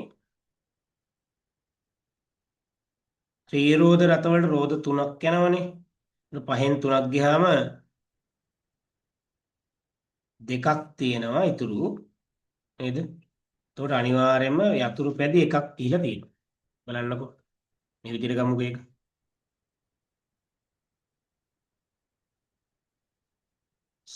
මුළු ඊට පස්සේ ත්‍රිරෝද ඊට පස්සේ යතුරු පැදි. මුළු ගාන රෝද 5යි ත්‍රිරෝදෙට 3ක් ගියාම මෙයාට 2යිනේ යන්නේ. 9 ගන්නකෝ. 9න් මෙයාට එකක් තමයි දෙන්නේ අපි. රෝද 3යි ඒතර 6ක් තියෙනවා. මෙයාට ඒතර රෝද 6යි. එහෙනම් මෙයා 6යි කියන්නේ යතුරු පැදිනවා. සෝරි 2යි කියන්නේ යතුරු පැදි 1යි. 6යි කියන්නේ යතුරු පැදි 3යි. එහෙනම් යතුරු පැදිනවා එක එකතු කිරීම 3 කියන්නේ 4ක්. එදා මම මෙන්න මේ 7 කියලා උත්තරේ දීලා වෙනස් කළා. හරි. මේ උත්තරේ 4 එන්නේ. අපි යමු ඊළඟ ප්‍රශ්නෙට.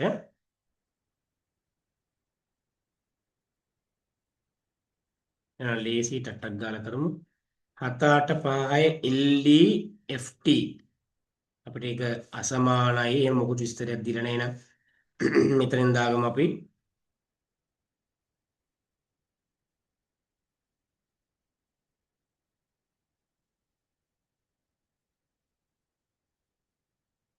L E F T ඔන්න LEFT අපි දැම්මා. එහෙනම් මෙතනදී අපි දාගමු මාරු කරලා. එහෙනම් 5 කියන්නේ F 8 කියන්නේ E 7 කියන්නේ L 6 කියන්නේ T. F E L T F E L T තරංක 3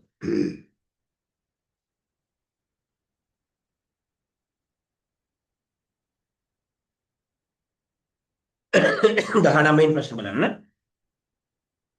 ඝන වස්තු දෙකක් තියෙන. මේ ඝන වස්තු දෙකේ මුහුණත් ශීර්ෂ ධාර ගැනයි මේකෙන් අහන්නේ. අපි ඉතින් මේකේ ලියාගමුකෝ. දැන් මෙයාගේ මුහුණත් මෙයාගේ මුහුණත් ශීර්ෂ. එහෙනම් අපි මේකට දාගමු මෙයා A අකුරක්. මේක A කියලා දාගමු. මේක B කියලා දාගමු. මෙන්න මේ පැත්තට එන්න. A අකුර B අකුර. ඒතර A අකුර තියෙන අපි ගමුකෝ මෙතන ධාර. ධාර මෙයාගේ එනවා A අකුරේ. ධාර ගණන් කරන්න. 1යි 2යි 3යි 4යි මෙතන එනවා 5යි 6යි 7යි එහා පැත්තේ 8යි එහා පැත්තේ 9යි ධාර 9 හරිනේ 1යි 2යි 3යි 4යි 5යි 6යි 7යි 8යි 9යි මෙයාගේ ධාර එනවා 1යි 2යි 3යි 4යි 5යි 6යි 7යි 8යි මෙයාගේ ධාර එනවා 8යි B ඊළාට එනවා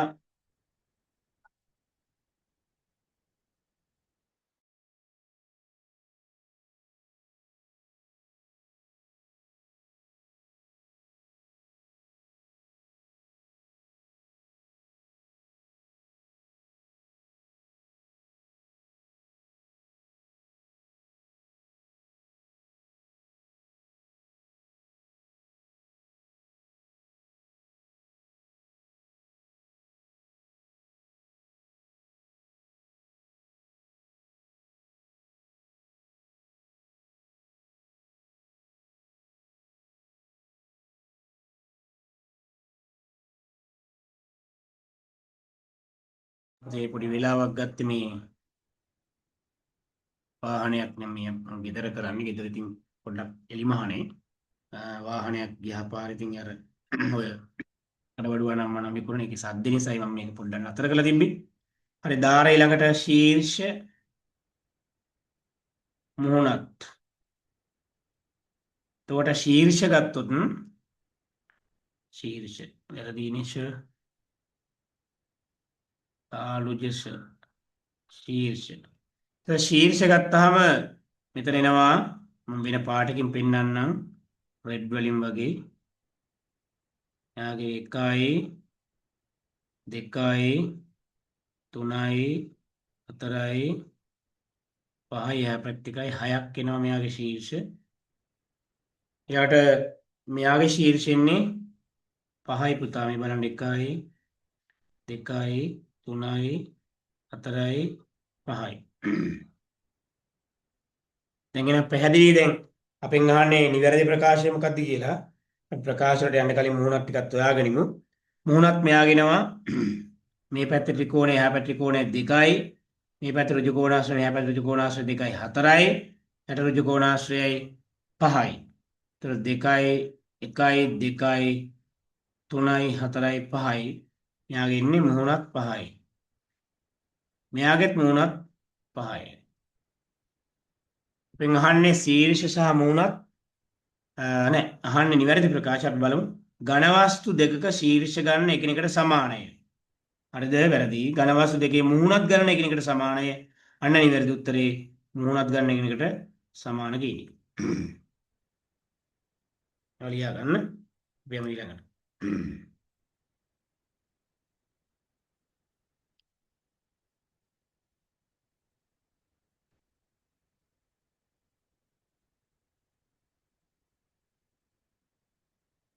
2026 වසරේ එක්තරා දිනයක රූපවාහිනියේ විකාශය වූ පැරණි චිත්‍රපටයක් පෙන්වා නවෝදාගේ මම ප්‍රකාශ කළේ මේ ප්‍රශ්නේ වැරදිද?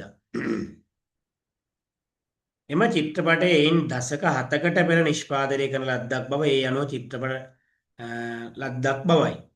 ඒ අනුව චිත්‍රපටය නිෂ්පාදනය කර ඇත්තේ කුමන කාල වකවානුවේදී? 2026 වසරේ එක්තරා දිනයක රූපවාහිනී විකාශ වූ පැරණි චිත්‍රපටයක් පෙන්වා ඒ නවෝදගේ අම ටීවී එක බලද්දි නවෝදත් එක්ක මේ යන්නේ පැරණි චිත්‍රපටයක් 2026 මේ අවුරුද්දේ තමයි යාලා චිත්‍රපටය බැලුවේ. හැබැයි මේක වෙන කල් ගහපු චිත්‍රපටයක් දශක 7කට කලින්. දශකයක් කියන්නේ අවුරුදු 10ක්. දශකයක් කියන්නේ අවුරුදු 10ක්.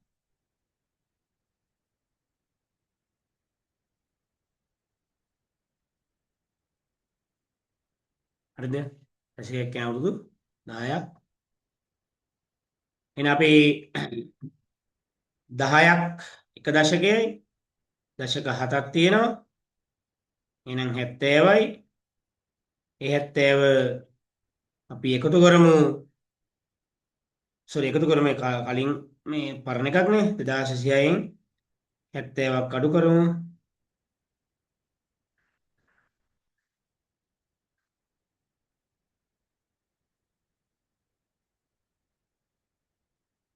හයෙන් බිංදුවක් 6යි දෙකෙන් 7ක් බෑ එකක් ගත්ත 12යි 12න් 7ක් 5යි. මෙතන 19 ඉන්නේ ඉස්සක් ගියාම එහෙනම් මේ චිත්‍රපටයේ ප්‍රදර්ශනය වෙලා තියෙන 1956. අපෙන් අහන්නේ මේකේ සියවසා දශකයේ අපි දන්නවා මේක මෙහෙම මොකද කරන්නේ දෙකට මෙහෙම බෙදාගත්තා. අගේ කැපුවා දෙකට බෙදා ගන්න කලින් එකක් එකතු කරනවා කියන කතාව හැම එකේනේ පොදු නිසා අපි ඒක කරගෙන එකතු කරත් නැත්නම් අවුලක් නැහැ මේක නම්.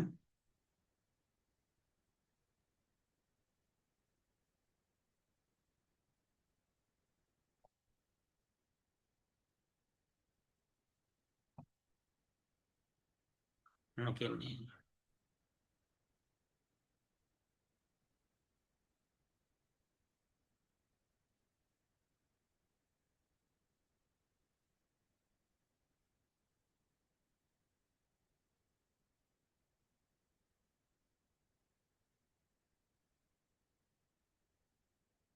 නියම.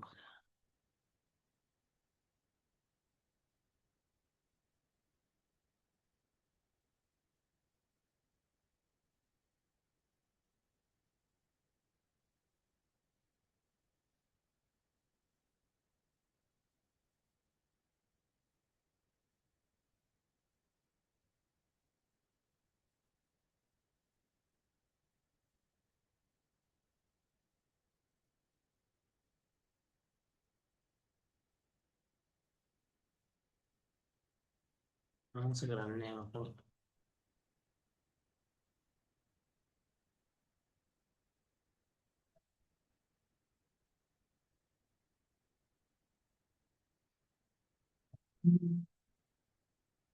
කණක් ගන්නත් නෑ. ජාතියි.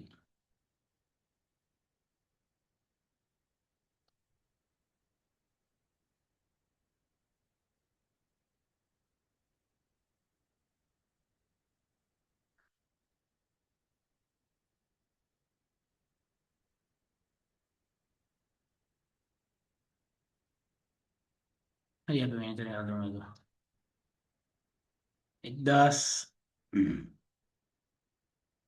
1956 එකක් අඩු කළා.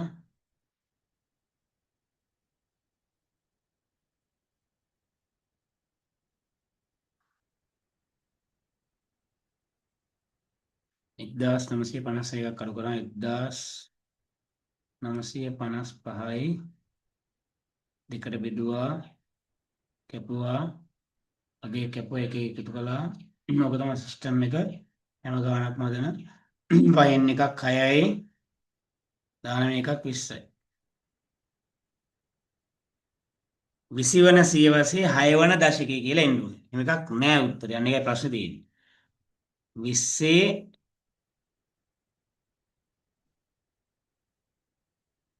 6 වන දශකය.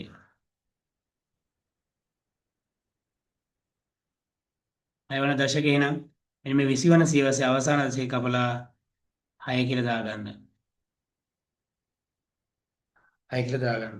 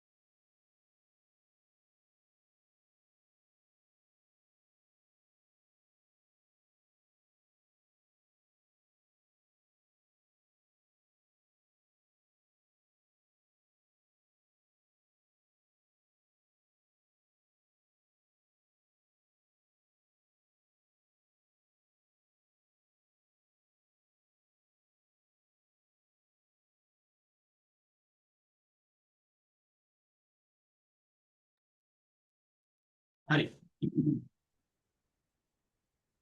දැන් බලන්න මේක මම ඩිලීට් කරන්න පොඩි උත්සාහයක් දැරුවා අර මකා ගන්න මේ මකින්නේ.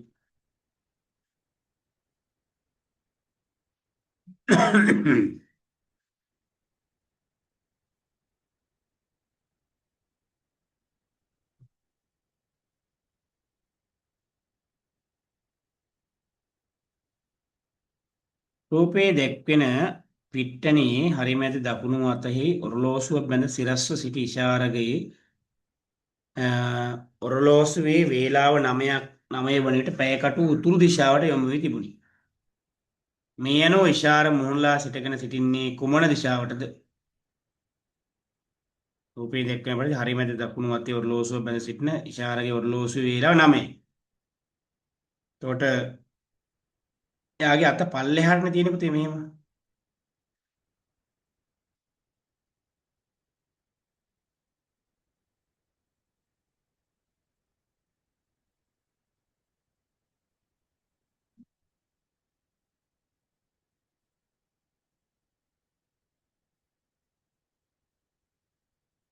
හ්ම්.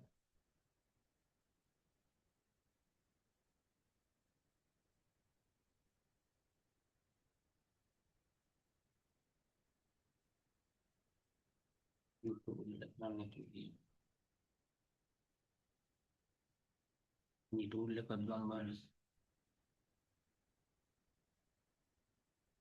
ඉෂාරගේ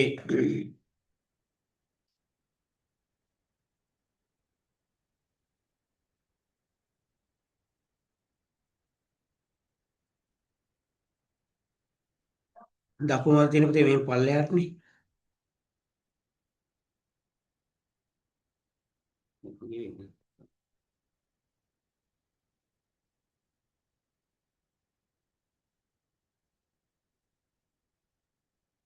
පහළට තියෙන්නේ.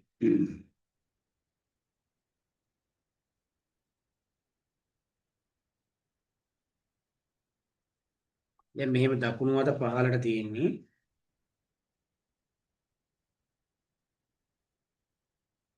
මේ අතේ තමයි ඔරලෝසුව බැඳලා තියෙන්නේ. මේ ඔරලෝසුව එතකොට කටුව තියෙන්නේ 9 දැන්. ඔරලෝසුව තියෙන්නේ මම අදින්නම් මෙහෙමනේ. එතකොට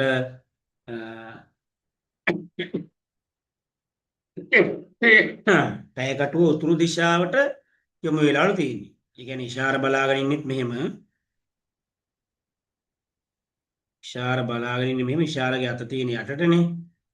ඉෂාර ওই පැත්තට හැරිලා ඉන්නවා. ඒතර ඔරලෝසුව තියෙන්නේ මෙහෙම. මෙන්න මේ ආකාරයට. 9 මෙතන 12 මෙතන. ලොකුවට අඳිමු අපි ඒක.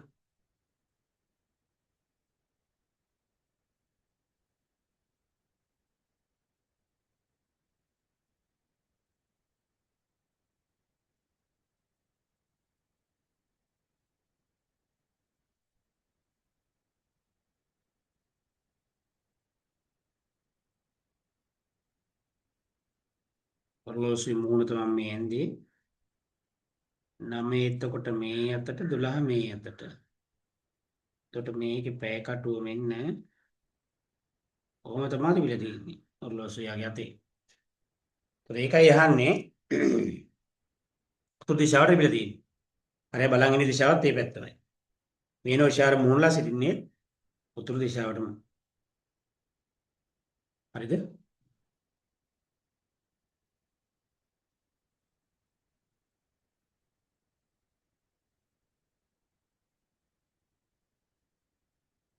මේ ටූල් එක නැති නිසා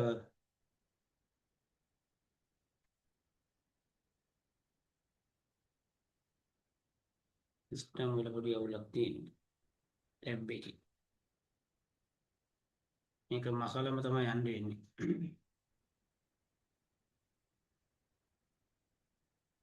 හරි බලන්නකෝ. ඉතින් ඕකෙන් තමයි යන්න වෙන්නේ. මේක වැඩ කරන්නේ. පේන විදිහට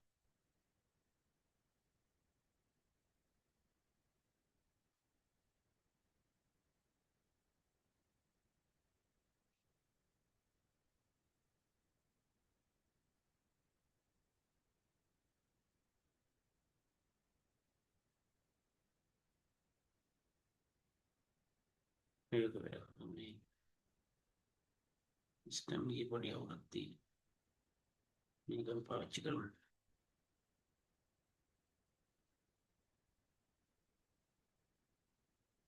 හරි බලන්න.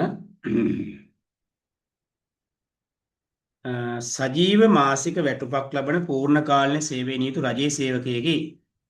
ඔහුගේ බිරිඳ රජයේ පාසලක සේවය කරයි. මේ අනුව එළඹිය හැකි නිවැරදි නිගමනය. සජීව මාසික වැටුපක් ලබන පූර්ණකාලීන සේවය. පූර්ණකාලීන කියන්නේ නියතු රජයේ ගුරුවරයෙක්. එයා අර්ධකාලීනයි නෙමේ. එයා පූර්ණකාලීනව රජයේ සේවකෙක් වශයෙන් ගුරුවරයෙක් වශයෙන් උගන්වනවා. ඒකේ රජයේ ගුරුවරයෙක් කියලා දෙනවා. ඔහුගේ බිරිඳ රජයේ පාසලක සේවය කරයි. රජයේ පාසලක එයා සේවය කරන එයා ගුරුවරියක් කියලා දීලා නැහැ. ඒකට එයා පුස්තකාල සහායකයෙක් වෙන්න පුළුවන්. විස් එකේ වෙන වැඩ කරන පියන් කෙනෙක් වෙන්න පුළුවන්. හරි දතුපතු ගාන කෙනෙක් වෙන්න පුළුවන්. අපි දන්නේ නැහැ. ඒ නිසා එළඹෙන්න පුළුවන් නිවැරදි නිගමනය තමයි සජීව සහ ඔහුගේ බිරිඳ යන දෙදෙනාම ගුරුවරු කියලා ගන්න බෑ. සජීවා ඔහුගේ බිරිඳ එකම ස්ථානයේ සේවය කරති. එහෙම කියන්නත් බෑ. කොහෙද වැඩ කරන්නේ එකම ඉස්කෝලේද වෙන ඉස්කෝලේද කියලා කියන්න බෑනේ උත්තරේ.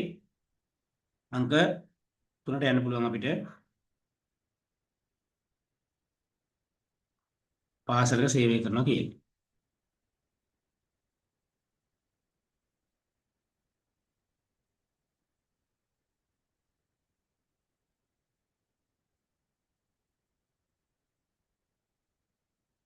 හරි. ඊළඟට පොල් ඉඩම් හිමියෙකු සිය පොල් අස්වැන්නින් හතරෙන් එකක් තම නිවසේ පරිභෝජනයට තවත් හතරෙන් එකක් අසරණ වූ අය වෙත නොමිලේ විදා ලබා දීමටද ඉතිරි වෙළඳාම් කිරීමට වෙනත් වෙන් කළේය.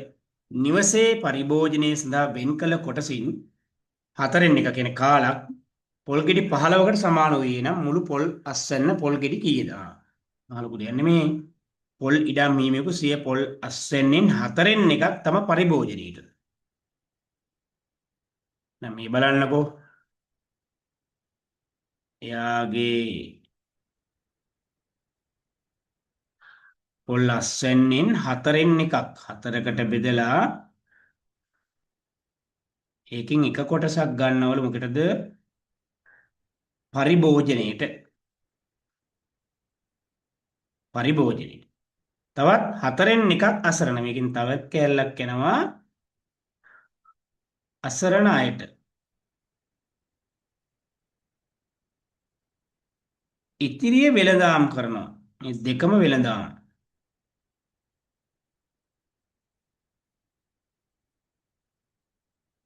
වෙළඳ. නිවසේ පරිභෝජනය සඳහා වෙන් කළ කොටසින් හතරෙන් එකක්. අයන මේකත් හතරකට බෙදලා ඒකෙන් එක කෑල්ලක්.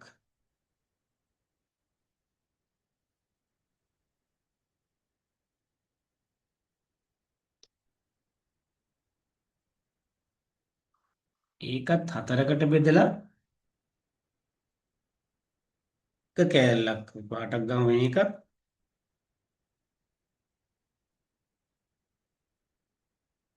ඒ හතරට බෙදලා එක කෑල්ලක 15යිලු මේක. එහෙනම් 15 15 15 මේ මුළු කෑල්ලම එනවා. මුළු කෑල්ලම එනවා 15 60යි. එහෙනම් අපෙන් අහන්නේ මුළු පොල් අස්සෙන් මෙයාගේ නේද? එහෙනම් 60යි මෙතන 60යි මෙතනත් 60යි මෙතනත් 60යි. එතකොට 60 ඒවා හතරක් තමයි ඉන්නේ. ඒතරේ 240යි.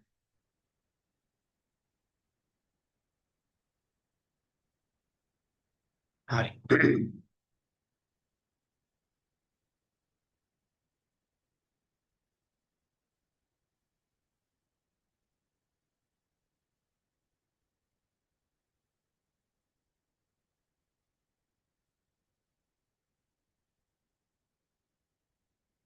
හරිද? ඊළඟට තියෙනවා අපිට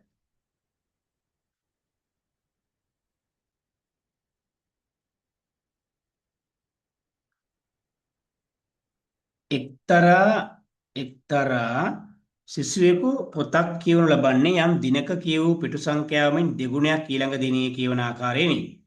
පොත කියවීම සඳහා ඔහුට දින 6ක් ගත වූයේ නම් අප්‍රේල් 27 වන දින පොත කියවීම ආරම්භ වූ ඔහු පොත් භාගයක් කියවා නිම කරන්නේ කවර මාසයක කවර දිනයකද කියලා අහනවා.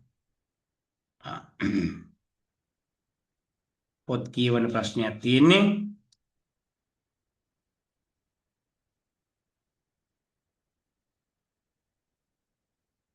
හරි මේ බලන්න.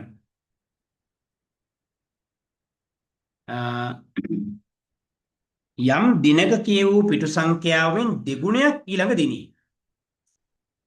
උනා පොත කියවලා තියෙන්නේ. මේ බලන්න. දැන් අපි ගත්තොත් දින ටික අපි දාගෙන යන්කො ඉස්සෙල්ලා. පළවෙනි දිනය, දෙවන දිනය, තුන්වන දිනය, හතරවන දිනය,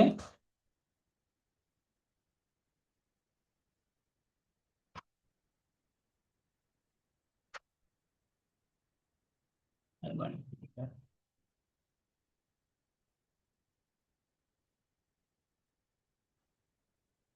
පළවෙනි දිනය, දෙවන දිනය, තුන්වන දිනය, හතරවන දිනය, පස්වන දිනය,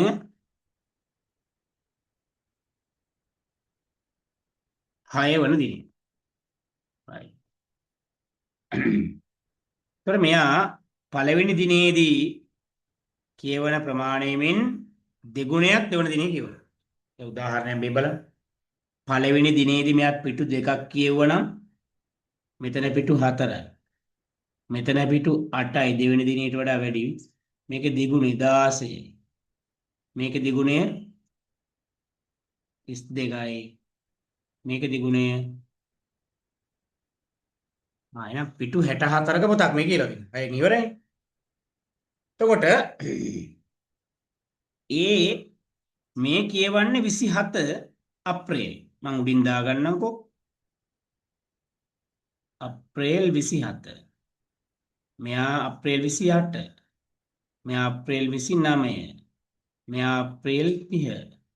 මෙයා මැයි 1. මෙයා මැයි 2. එහෙනම් මැයි එකෙන් තමයි අපෙන් අහන්නේ. මැයි පළවෙනිදා. ඔව් අරම පොත් භාගයක් කියවන නිම කරන්නේ කවර දවසකද කියලා අහන්නේ. බලන්න මැයි පළවෙනිදායි භාගෙ මේ 64 භාගෙ. 64 දෙකට බෙදන්නකෝ. එතකොට 32යි පොතේ පිටු 32ක ප්‍රමාණයක් කියවෙන්නේ පස්වෙනි දවසේ. හරිද? පස්වෙනි දවස කියලා එන්නේ දිනේ මැයි පළවෙනිදා. එහෙනම් උත්තරේ මැයි පළවෙනිදා.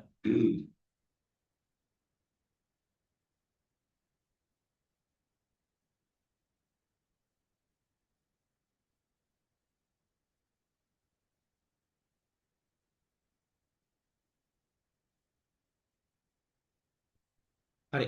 බලන්න ඊළඟට. පොත් 4ක් එක මතයක තබා ඇති ආකාරය පිළිබඳ විස්තර පහත පරිදි වේ. ගණිතයේ පොත සමග ස්පර්ශව පවතින පොත පරිසරයේ පොත තබා නොමැත. ගණිතයේ පොත සහ සිංහල පොත ස්පර්ශ වී ඇති අතර අන්න ඉංග්‍රීසි පොත පොත්ගොඩේ පතුලේම තිබේ. අන්න වැඩේ. එහෙනම් මේක අපිට කියන ඉංග්‍රීසි පොත ගුලේ කියන පොත් මේ ගොඩේ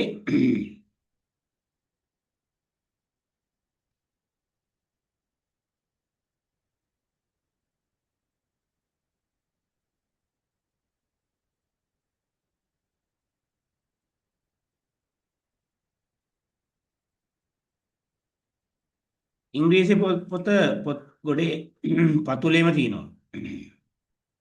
මේක නේ ඉංග්‍රීසි.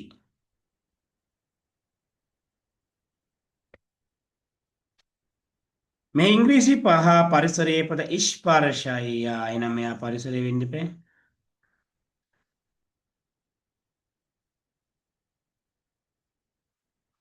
ඊට පස්සේ ගණිතයේ පොත හා සිංහල පොත ස්පර්ශ වී ඇති අතර ඉංග්‍රීසි පොත් ගොඩේ යටම තියෙනවා. ගණිතයේ පොත සමග ස්පර්ශව ඇත්තේ පරිසරයේ පොත. එතකොට ගණිතයේ පොත හා සිංහල පොත ස්පර්ශ වෙලා තියෙනවා. ගණිතයේ පොත සමග ස්පර්ශව තියෙන පරිසරයේ පොත. පරිසරයේ පොත සමග ගණිතයේ පොත එන්න බෑ නේද?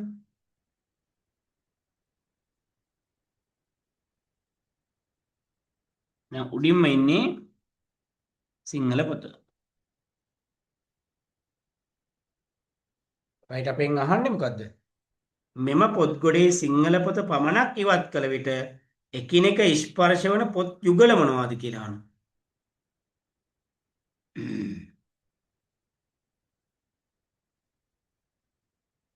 ගණිතයේ පොත සමග ස්පර්ශව සිංහල පොත තබා ඇත. හරි එතන. මේ ඉංග්‍රීසි පොත් හා පරිසරයේ පොත ස්පර්ශව පවතී. හරි. මෙම පොත් ගොඩෙන් සිංහල පොත පමණක් ඉවත් කළ විට එකිනෙක ස්පර්ශ වන බලමු. දැන් මෙන්න මේක අයින් වෙලා යනවා. එතකොට අපිට ස්පර්ශ වෙන පොත් තියෙනවා ගණිතයේ පරිසරයේ. ඒ දෙක ගන්නත් පුළුවන්. එතකොට ඒක හරි. ඊළාට ඉංග්‍රීසි පරිසරය ඒකත් හරි. ඉංග්‍රීසි පරිසරය කියන උත්තරේ නැහැ. එහෙනම් අපිට ගන්න වෙන්නේ ගණිතය පරිසරය. ඉංග්‍රීසි ගණිතය ගන්න බෑ. සිංහල කොහොමත් ගන්න බෑ. එහෙනම් උත්තර අංක 3.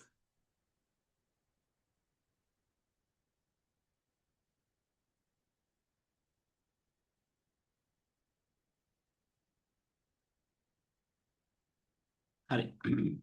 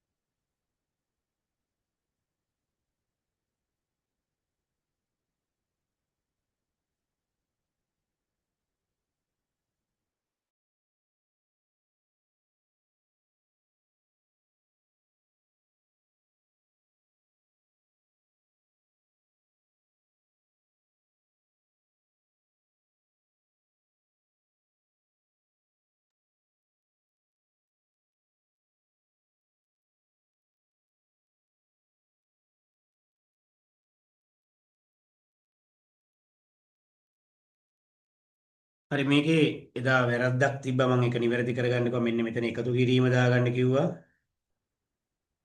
නැත්තම් උත්තර දෙකක් එනවා. අපි බලමු මෙතන බෝල දෙකක් 16යි නම් එක බෝලයක් එනවා 8යි. මෙයා 18 නම් මෙතන 10යි. මෙයා 8 නම් මෙතන 7යි. දැන් මෙතන දාලා බලමු අගයන් මෙතන එනවා ත්‍රිකෝණෙට 10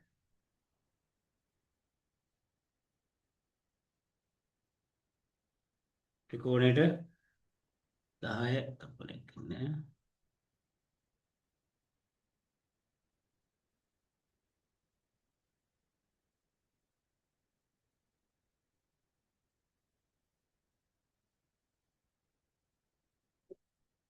මේ ත්‍රිකෝණෙට 10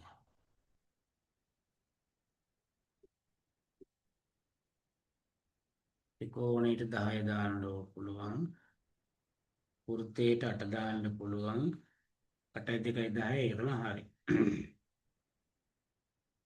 එතකොට මෙතන වෘත්තයට 8 දාන්න පුළුවන්. ත්‍රිකෝණයට දාන්න වෙන්නේ ත්‍රිකෝණ සමචතුරස්‍රයට සමචතුරස්‍රයට 7. 8යි 1යි 7 නෙමෙයි ඉස්සෙල්ලා ඉඳි තිබුණා ඒකත් හරි. ඊට ත්‍රිකෝණයට 10 දාන්න පුළුවන්.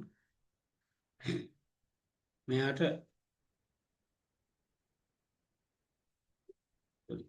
දාන්න පුළුවන් 8. එතකොට 10යි 10 3ෙන් බෙදෙන්නේ නැහැ. එහෙනම් මේකත් වැරදි. එහෙනම් මේ දෙකම වැරදි. ඒක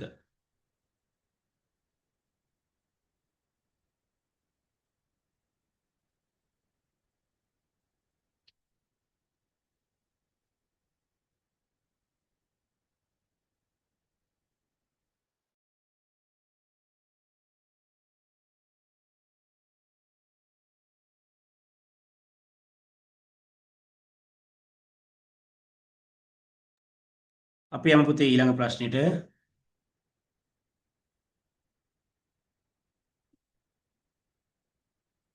එම රූපයේ දැක්වෙන්නේ කිසියම් රූපයක් ඔරලෝසුවක කටු කැරකෙන දිශාවට වටකාලක් කැරකවූ විට. මේ ඔරලෝසුව දකුණු දක්ෂිණාවර්ත වන කැරකෙන්නේ නම් වටකාලක් කැරකෙන්න කලින් මේක තියෙන්න ඕනේ මේ ඊතලයේ මේ පැත්තට. ඒක මේ ඊතලයේ මේ පැත්තට තියෙන්න ඕනේ. ඒක මෙන්න මෙතන නිවැරදි. මේ වෘත්තය මේකේට එන්න ඕනේ මේකත් නිවැරදි.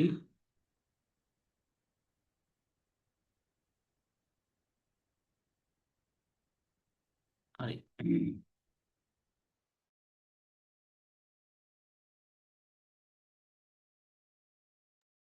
එතකොට මේකේ මේ අතර ඊතලයේ තියෙන්න ඕනේ.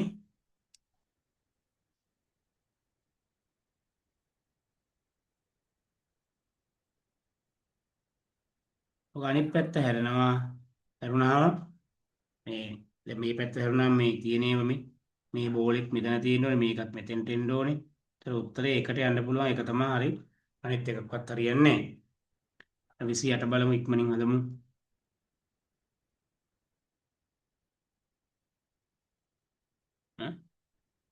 හරි. මේකට යන්න.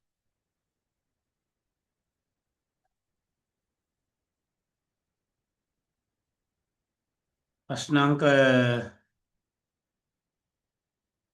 28 පහත දැක්වෙන්නේ ඡේදයේ හිස්තැවලට ගැලපෙන වචන තුනක් කොටස තෝරන. අපි ඔරුවගෙන ගඟ දිගේ මුහුද දිගේ ඔරුව යන්න බැහැ. දොළ දිගේ යන්නෙත් නැහැ. උත්තරේ කෙලින්ම දෙකට යන්න පුළුවන්. ගඟ දිගේ ගිහිල්ලා දෙපස ඉවුරු වල තිබූ උණ පඳුරු පහළට නැමී තිබුණු ඇල අප ගිල ගැනීමට සිටින සතුරන් මිනි පහුරුවගේ ගමනක් පරණ සිලබස් එකේ තිබ්බ ගානක් හබල දිහේ පරණ සිලබස් පොතේ පරණ සිංහල පොතේ තිබ්බ පාඩමක කොටසක් ඒ තමයි පහුරක ගිය ගමන. එතකොට උදේයි හබල දිහේ වදින විට විසිරෙන ජල කඳෙහි එහෙනම් එන්න ඕනේ ගඟ උණ පඳුර විසිරෙන කියන උත්තරේ උත්තරංක 2.